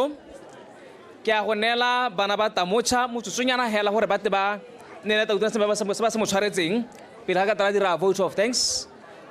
tamotšha primary ke kwa tautona a tsene sekole teng ke le ga metsotso e seng e kana ka eng bonna jaaka tautona advocate Duma Boko a na raba dipotso tota tsene di tswa mo banneng morago ga tekodiso ya gagwe e na buisa jalo banni ba motse wa Mahalape dingwe tse tautona di gateletseng ke gone gore jaanong tsa di amileng ka nako ya gagwe ga se tsa supa gore o na le keletso ya go emela botautona o supile jalo gore wa go gatelela tota gore 300 pula o tshwanetse gore a lebagane jalo batsadi ba ile gore ya re ngwana a tsholwa hela a ba thokomelwa jalo ke motsadi wa gagwe mme o tla ba thokomelwa ke puso mme tseo di lebagane le lephata leo la thuto go tswa ko modi le tamelo ya bana le le gore lo okametswe jalo ke mme Nono Kgafela mo palamente yo e thopetsweng gone mo palamente yone e leng teng ka kwano. Tautona Advocate Duma Boko o tlhalositse gape ka madi a 1,800 pula 1.8 a bagodi mo ya kwa gompieno ba ba tseneng ke bana ba sekolo sa Tamocha ko Tautona tswang kwa tseneng teng tota primary ya gago.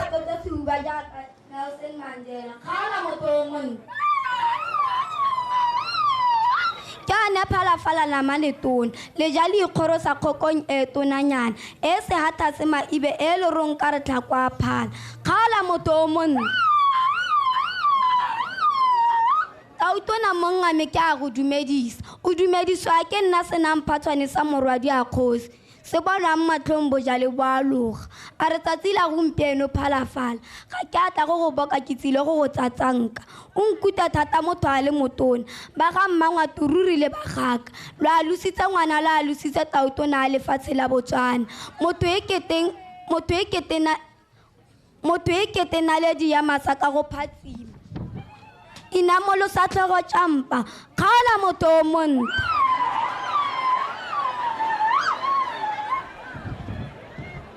e ro tshwere teu o e tshware se monna tia o tseye molamo o leleke tlala ga se tlala lebekebeke motsetse o ja ka lesogo khala motho o monna o kgaleme ka tšhakgalo tiriso ya ditagi lefatshe la Botswana le kgabile ka ditalente re bone jalo maloba le tsile Tebogo a sia banna ba le batona maabane le gone re letse re bona dipitse di raga tlhako ko moseja ko Egepeto Rose Branch a sia banna ka sekuta le sego tšhombo mmabonta a Botswana khala motho o monna ke re nelwa ke pula mongame Tautona kgomo tsa go di tsale mahatla ke go bokile mongame kgarebe ke boela morago khala motho o monna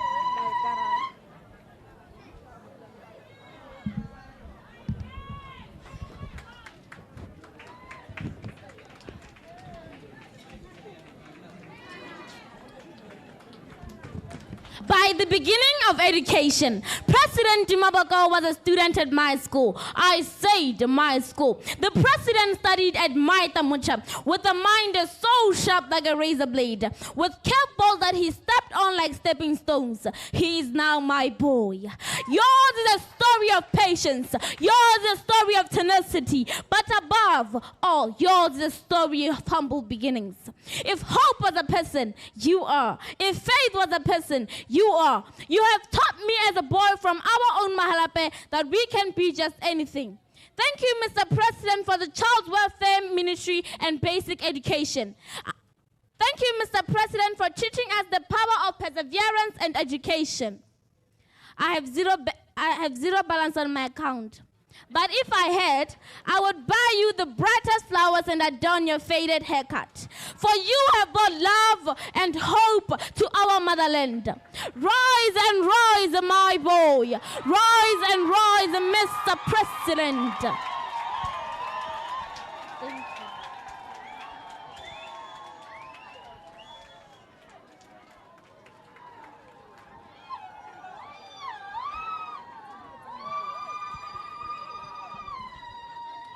Thank you.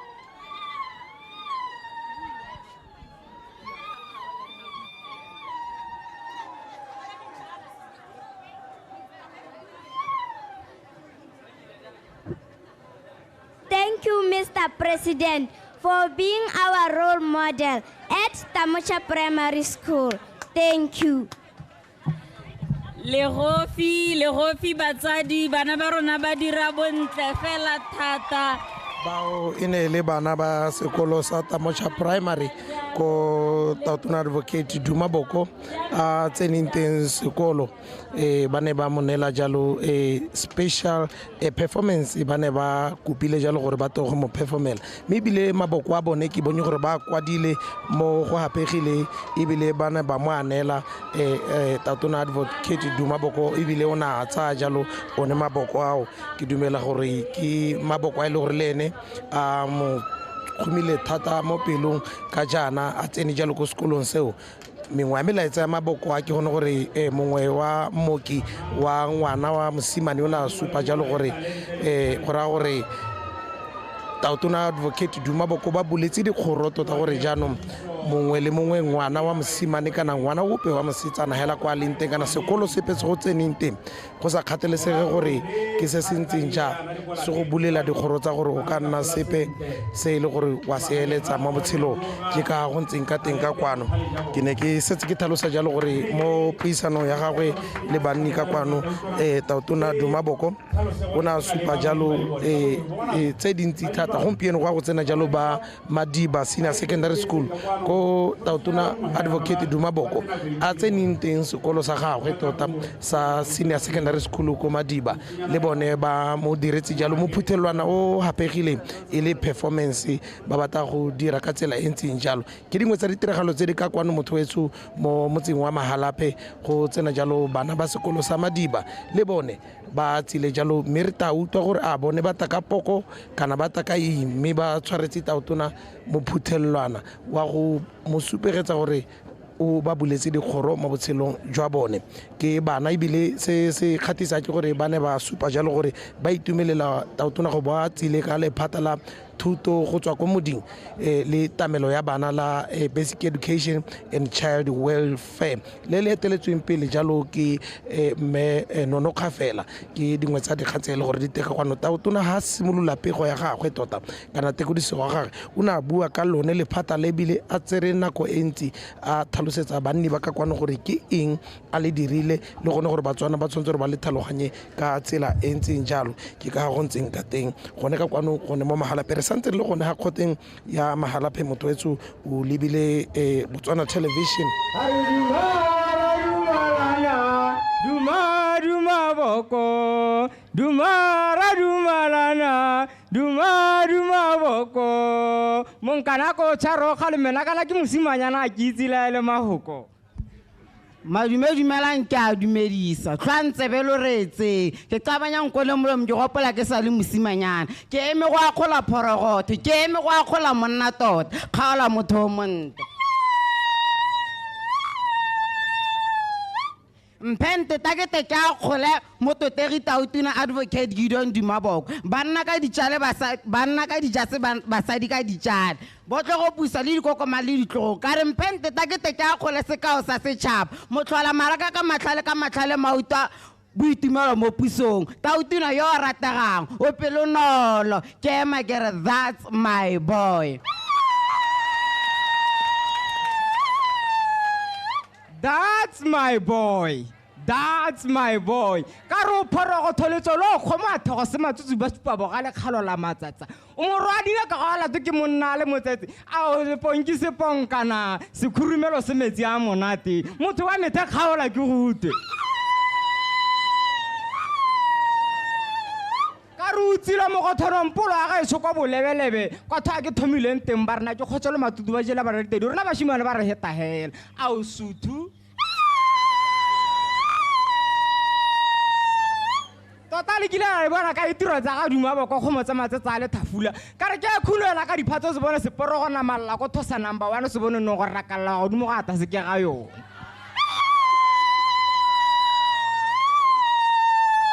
nna ka le ditso ke bidio a sa rale ke maloma go di mpepempepe ke tshile ke pherere ke a baba ke le shogo ke a loma la ke mmito a le go skokolla ke la ka molala ke khatsela nna ke mothaoloso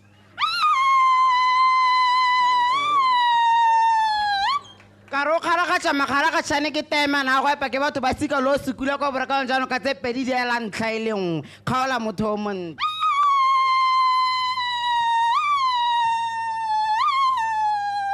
ka ka re ke se lebalo a kgola mme mmaagwe duma ke re mma re tiseditse taemane e ta phatsimelang ditšhaba tsote ke re taemane e tsaletswe motseng wa Mahalape kgoteng ya Thosawane.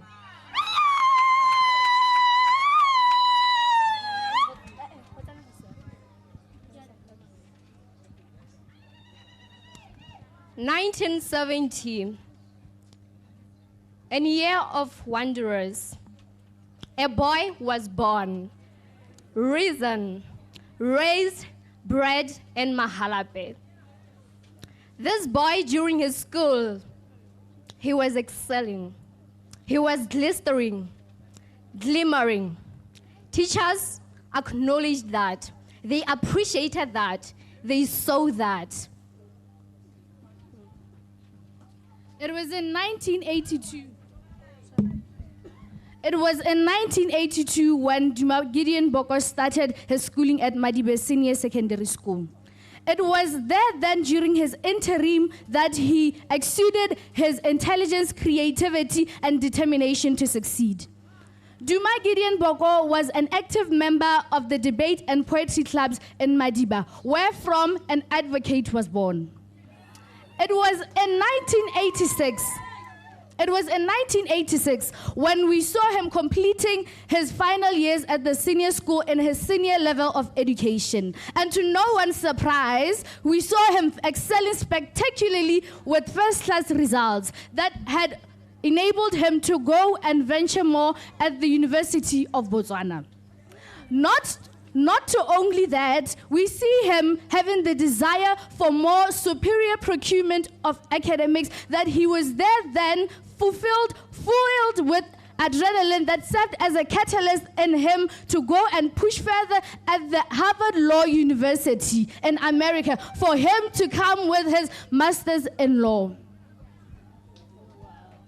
Further nurturing his passion, he entered into the political arena where he faced a lot of significant challenges, being skepticism and resistance. But each time he believed that a united front was essential for him to change for a meaning. Each time he has risen stronger, showing to us and implicating as an expiry to us that setbacks are not failures, but ways of learning, and it opens new opportunities for learning and working hard. Today, we do not only want to celebrate Advocate Duma Boko as a leader, but instead we want to celebrate him as a symbol of hope for today, tomorrow, and the unknown that is to come. We humble ourselves before you. Thank you. He said, none other to nobody's surprise, that ke mofoko diwalona.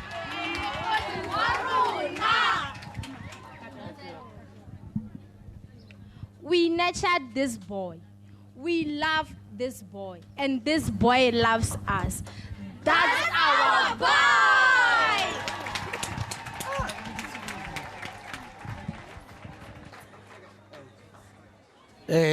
Joy ne le bodiragatsi jalo jwa bana ba sekolo sa Madiba Senior Secondary School ko ke tlhalositseng jalo gore Tautona Advocate Duma Boko o tsenite secondary school le senior secondary school ke yo jaaka o mona jalo mo ditshwantshong tsa gago a ba dumedisa a ba nela jalo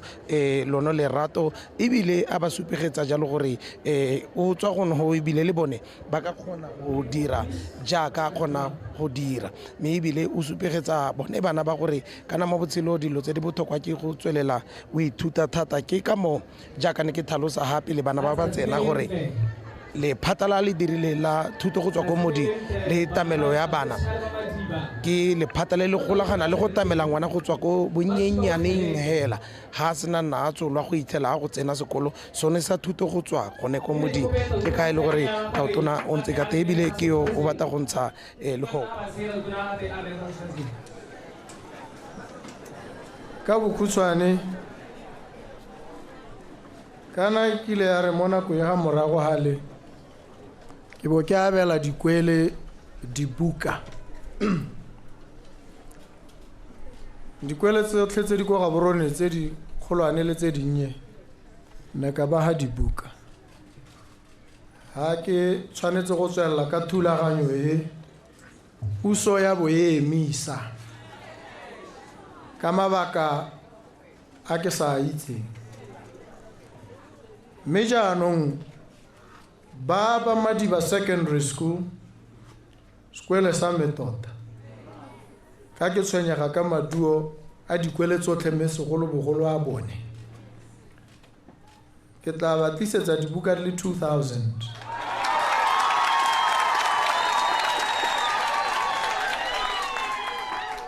gore di tle ko library ya lona ko sekolong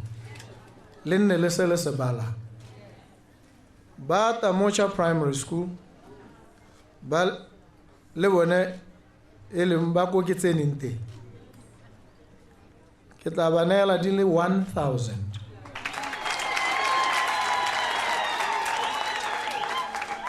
ke dumela gore mo malatsi a mabedi a mararo a tang di tshwanetse di bo di gorositswe ko dikweleng tsa lona mme ke lebogela botswerere talente tsholohelo e ke e bonang mo go lona mme ke batla go le ruta le go le lengwe hela la sekgowa le bidwa genius mme ke bo ke le go ranolela. I'm going to give you a definition which you will not find in the dictionary. This one transcends, it's above the dictionary. Genius, that rare and unique combination of restless energy, prodigious intellect, and stern discipline. That's genius. If you have these three things, a restless desire, an energy, an impulse to learn, an intellect that is receptive, absorptive of learning, and discipline, stern discipline, then you are genius. I want you to be exactly that. I love you. Thank you so much.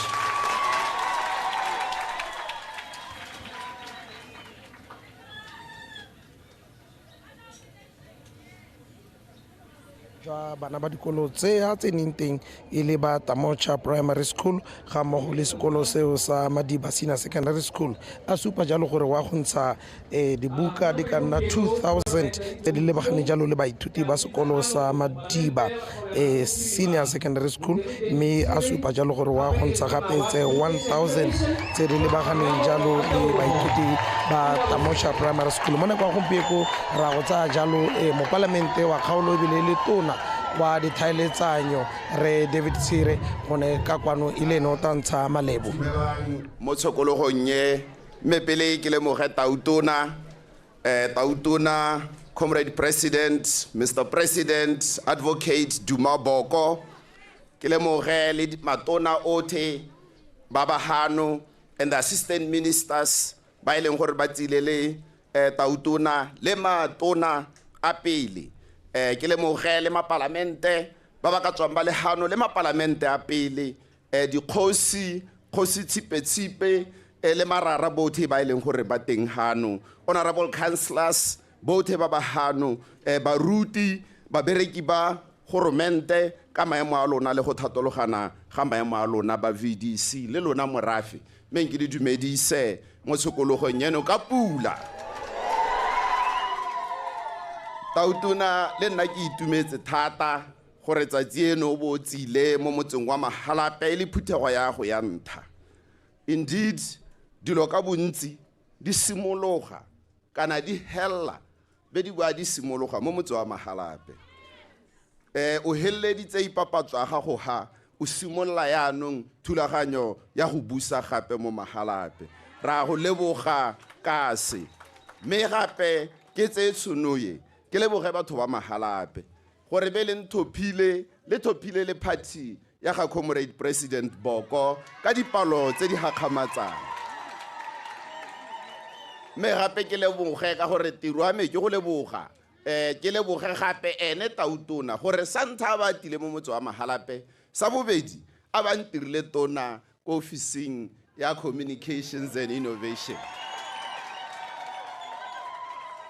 Mr. President, maphakela yana ne ke lebetse sengwe ko Tidimalo.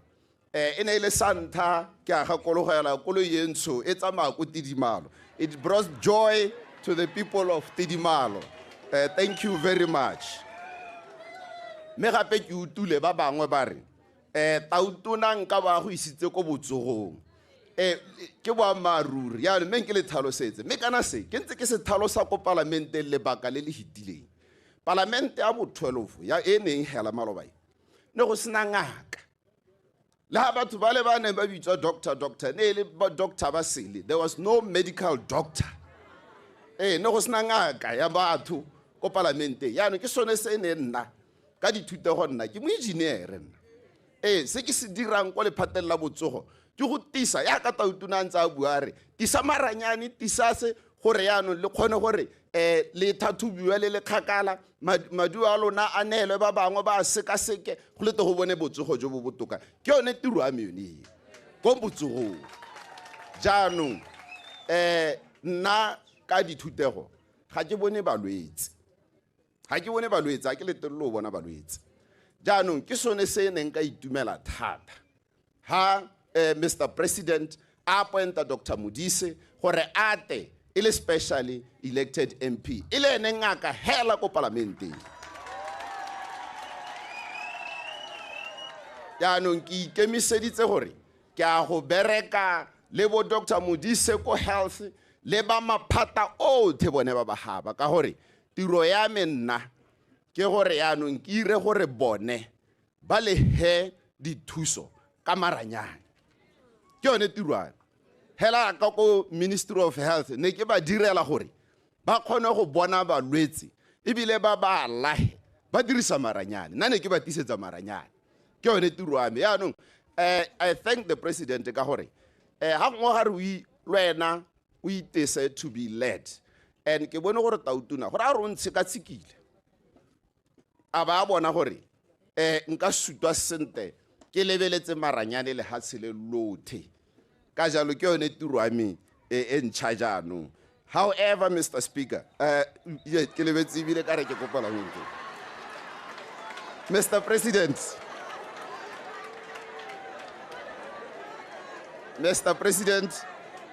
me ke wele ka kgang tsa motse wa Mahalape.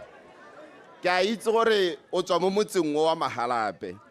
Ke a itse gore o tswa mo motseng wa Mahalape. Me go na le thulaganyo Mr. President e dirilweng ke bone batho ba ba Mahalape e bidiwang Mahalape Development Plan 2032. E sala e dirilwe bogologolo ke yone ke driver ke le mo parlamente Mahalape Development Plan 2032. Yaanong ha gongwe ha ne e buiwa pele go 2032 na go lebega go le kgakala dithopo tse di latelang di ka 2029. Ha re tsoga go 2029 go tabo go setse dingwaga di le tharo gore re goroge ko torong ye ya batho ba Mahalape. Jaanong Mr. President ditoro ye e sala yemi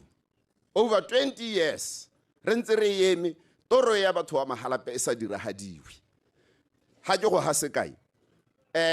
ko godimo ya ka VDC chairperson na bua ko godimo mo dikeletsong tsa batho ba Mahalape ke gore re laole metsi a pula mo go tweng the implementation of the stormwater drainage master plan, because the master plan is there.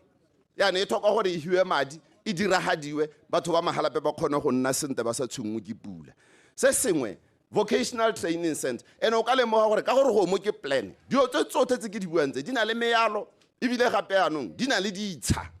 tse di segilweng tse di beetsweng dilotse. Re na le setsha sa vocational training center sa VTC kutule o bua maloba ka VTC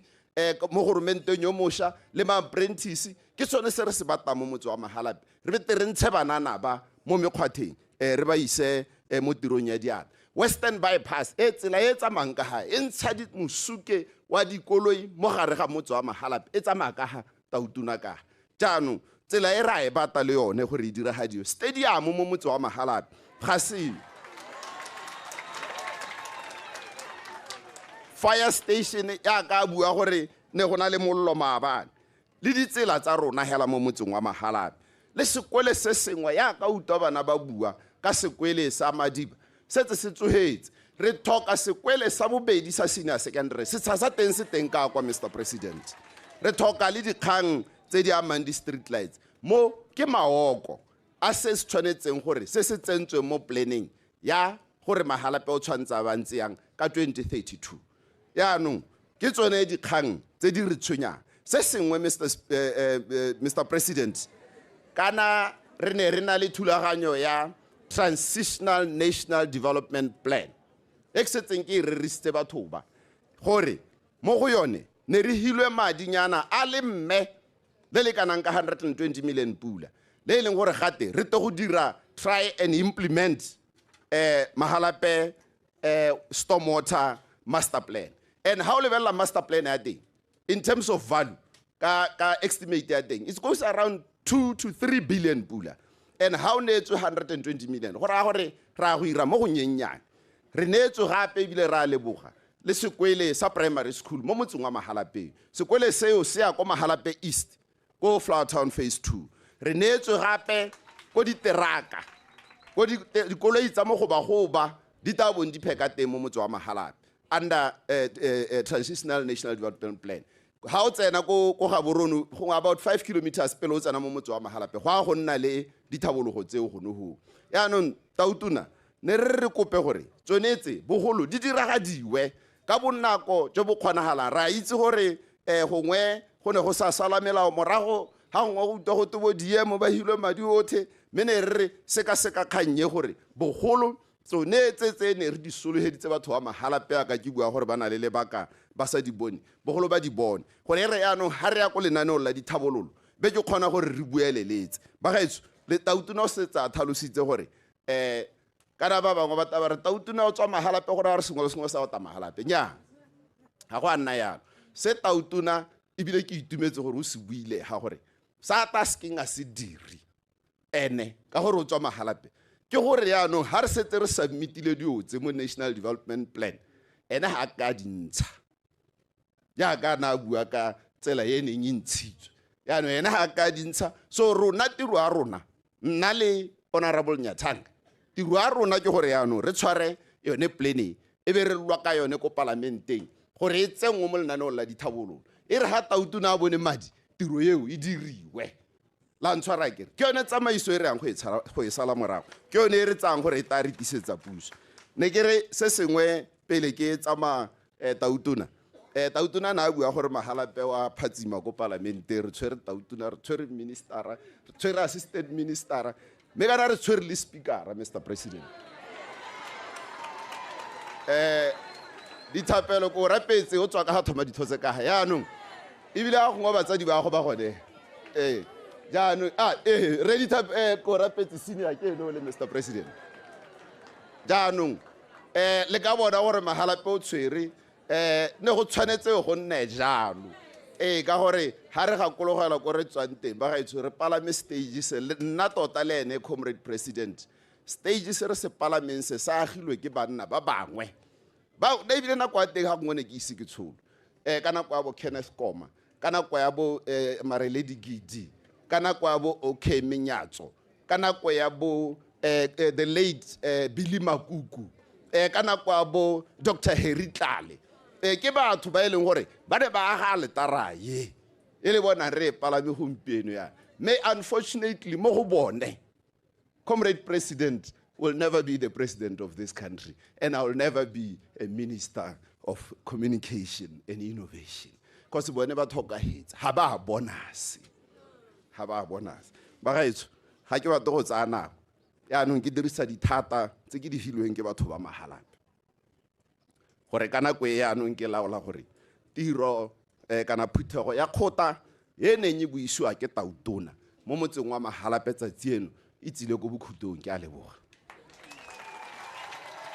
David Sere jaaka ne a tlhalosa jalo tota ntsha one malebo re David Sere o ta tlhaloganya jalo gore ke mo parlamente tota wa Mahalape West ebile gape e le tona wa communications and innovations tsone tseo tsa dithaeletsanyo tota mme ke mongwe wa batho ba ile gore gantse ke bereka mo kgaolong yone ka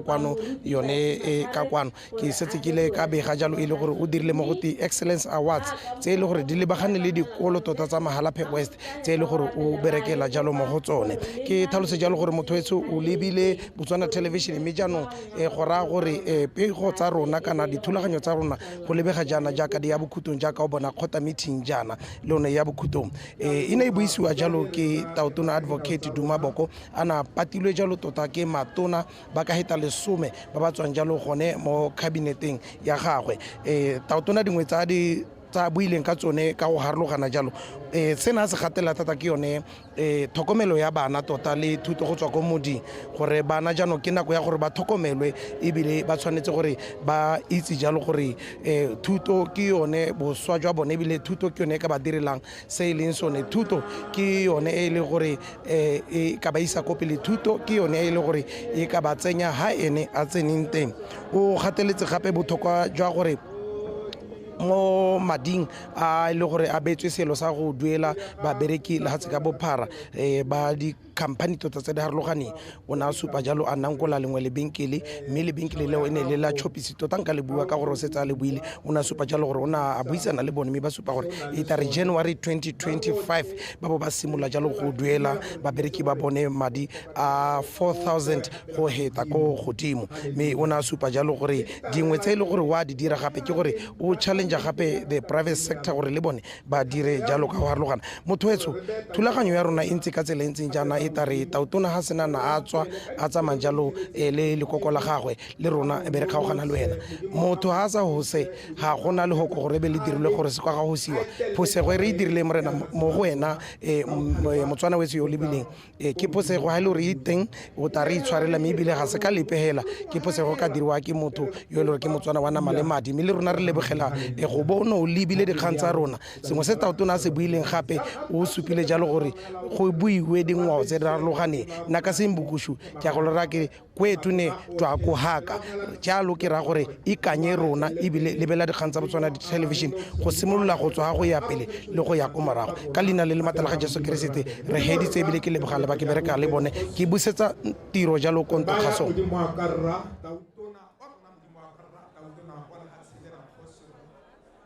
re ba modimo a karra le khuduthamaga ya gagwe matona othe a puso modimo a karra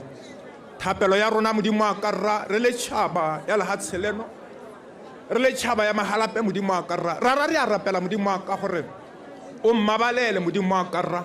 o mo sireletse kgosi ya kgalalora o mo etelele pele modimo a karra mo mananeong othe modimo a karra a tsholetseng lehatshe la rona kgosi ra re ba modimo a karra le matona a gagwe kgosi ra le bogogi bothela modimo a karra ba lehatshe la rona kgosi ra modimo a karra le bogosi ba bothe modimo a karra re Jehova ra re mona ko modimo a karra ya go ipelela modimo a karra Botswana e mošwa mme ka jalo modimo a karra re tsweletse ka go rapela modimo a karra gore thonologatsa modimo a karra lehatshe la rona kgosi ra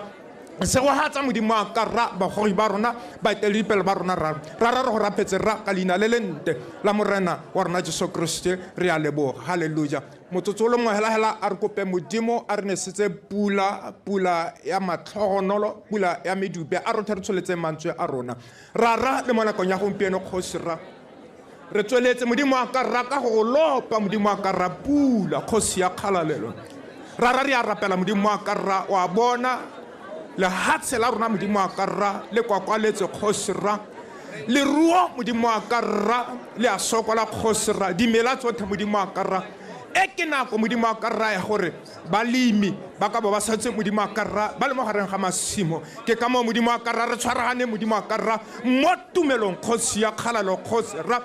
re rapela modimo a karra gore re ne setse pula modimo a karra mo tšhabe ya rona kgosi ra a pula ene modimo a karra re te re go lema modimo a karra diruiwa tsa go modimo a karra di tshele kgosi ra dimela modimo a karra di thoga kgosi ra lehatshe la rona le nne lente ra re go rapetse modimo a karra ka leina le le mata la morena le mmoloki wa rona jesu kreste re a leboga halleluja modimo rra le mo nakong ya gompieno re hano rothe modimo a ka rra pele ga tse tsotlhe re isa ditebogo ko go wena kgosi rra re thotse hano modimo a ka rra mo kgoteng kgolo ya motse wa rona wa mahalape rra rara e le wena gore kgobokantseng modimo a ka rra go ta go utlwa se tautona wa rona modimo a ka rra a se re tsholetseng mo lehatsheng la rona mme rara ke lebogela modimo a ka rra ka tiro e tsamaileng ka teng modimo a ka rra ka ha e tsamaileng modimo a ka rra ka thulaganyo ya gago rara re santse re rapela modimo a ka gore le bakwano kgosi ya kgalalelo ntate o matarra rara itse modimo a ka rra ga o le modimo o gaugi ka nako tsotlhe modimo a ka rra tsebe ya gago e gaugi go utlwa modimo a ka rra dithapelo tsa batho ba gago kgosi matho a gago a gaugi modimo a ka rra go bona modimo a ka rra tseo ba di eletsang kgosi ya kgalalelo mme modimo a ka rra ra re tanki modimo a ka rra tanki modimo a ka rra tanki kgosi rra ka puso ya rona e ntšha rara ke a go leboga modimo a ka rra jaaka re tabe re phatalla re tswagana modimo a ka rra ke thapelo ya me gore a mogau wa morena wa rona jesu kriste a lorato la modimo le kabelano ya moa o boitshepo tse tsotlhe modimo a ka rra tse dinte tse di molemo modimo a ka rra di tswele rona gana kgosi rra go hithelela ka nako e wena ka esi mo rena ta bo irulagantse modimo a ka rra gore re kopane gape mo lehelong lena re a go leboga kgosi rra ka leina le le maata leina le legolo go eta maina othe leina la morena le mmoloki wa rona jesu kriste re a go leboga amen a re shapele modimo matsogo halleluja amen re lebogile a re emegela yalo ka tshesibalo jaaka bagolo ba teng mme ga ba tswa ke tauta megolokwane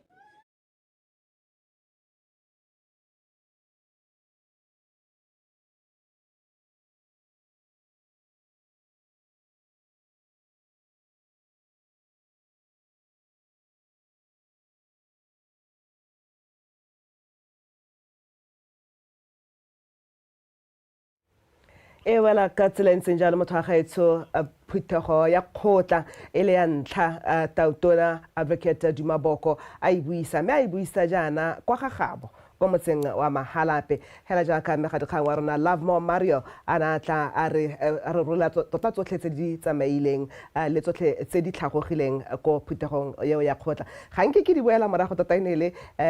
phuthego e ntshitseng dintlha di le dintsi di le mmalwanyana ya akaretsa le ditsholofetso tse tautona di beileng tšhaba pele ga party ya UDC e tsena mo pusong di akaretsa gape le mangwe maitlamo a tautona a na dira o umakile jalo gore keletso ya gagwe ke gore le polotiki la motia ebile la motho wa mme botlogile tshireletso a gore gongwe a ka lemogwa ke motse wa gagabo motse wa Mahalape ka mokgwa wa sehikantswe e le dingwe tse dintlha tsene gore di dule mo phuthegong mme motho wa gaetsho e betse ka tsela ntseng jalo ke leboga jalo badiredi ba BTV News badiri ka rona ba e leng gore ba ka koo ha re tsanang teng ha motho wa gaetsho re mo karolong e bidiwang hela gote in context ya go kopanya le nna o ne ra bantheng ka la katšhane tlhola le rona.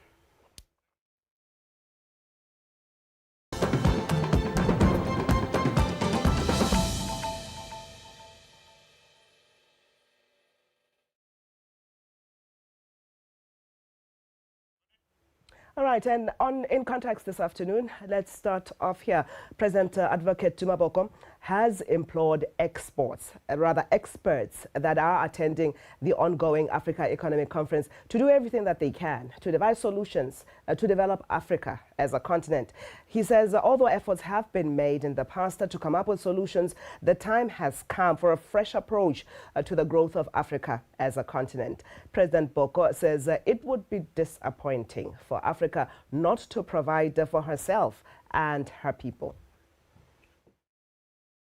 I hope at the end of this conference you will have reignited the passion. You would have fueled, augmented and deepened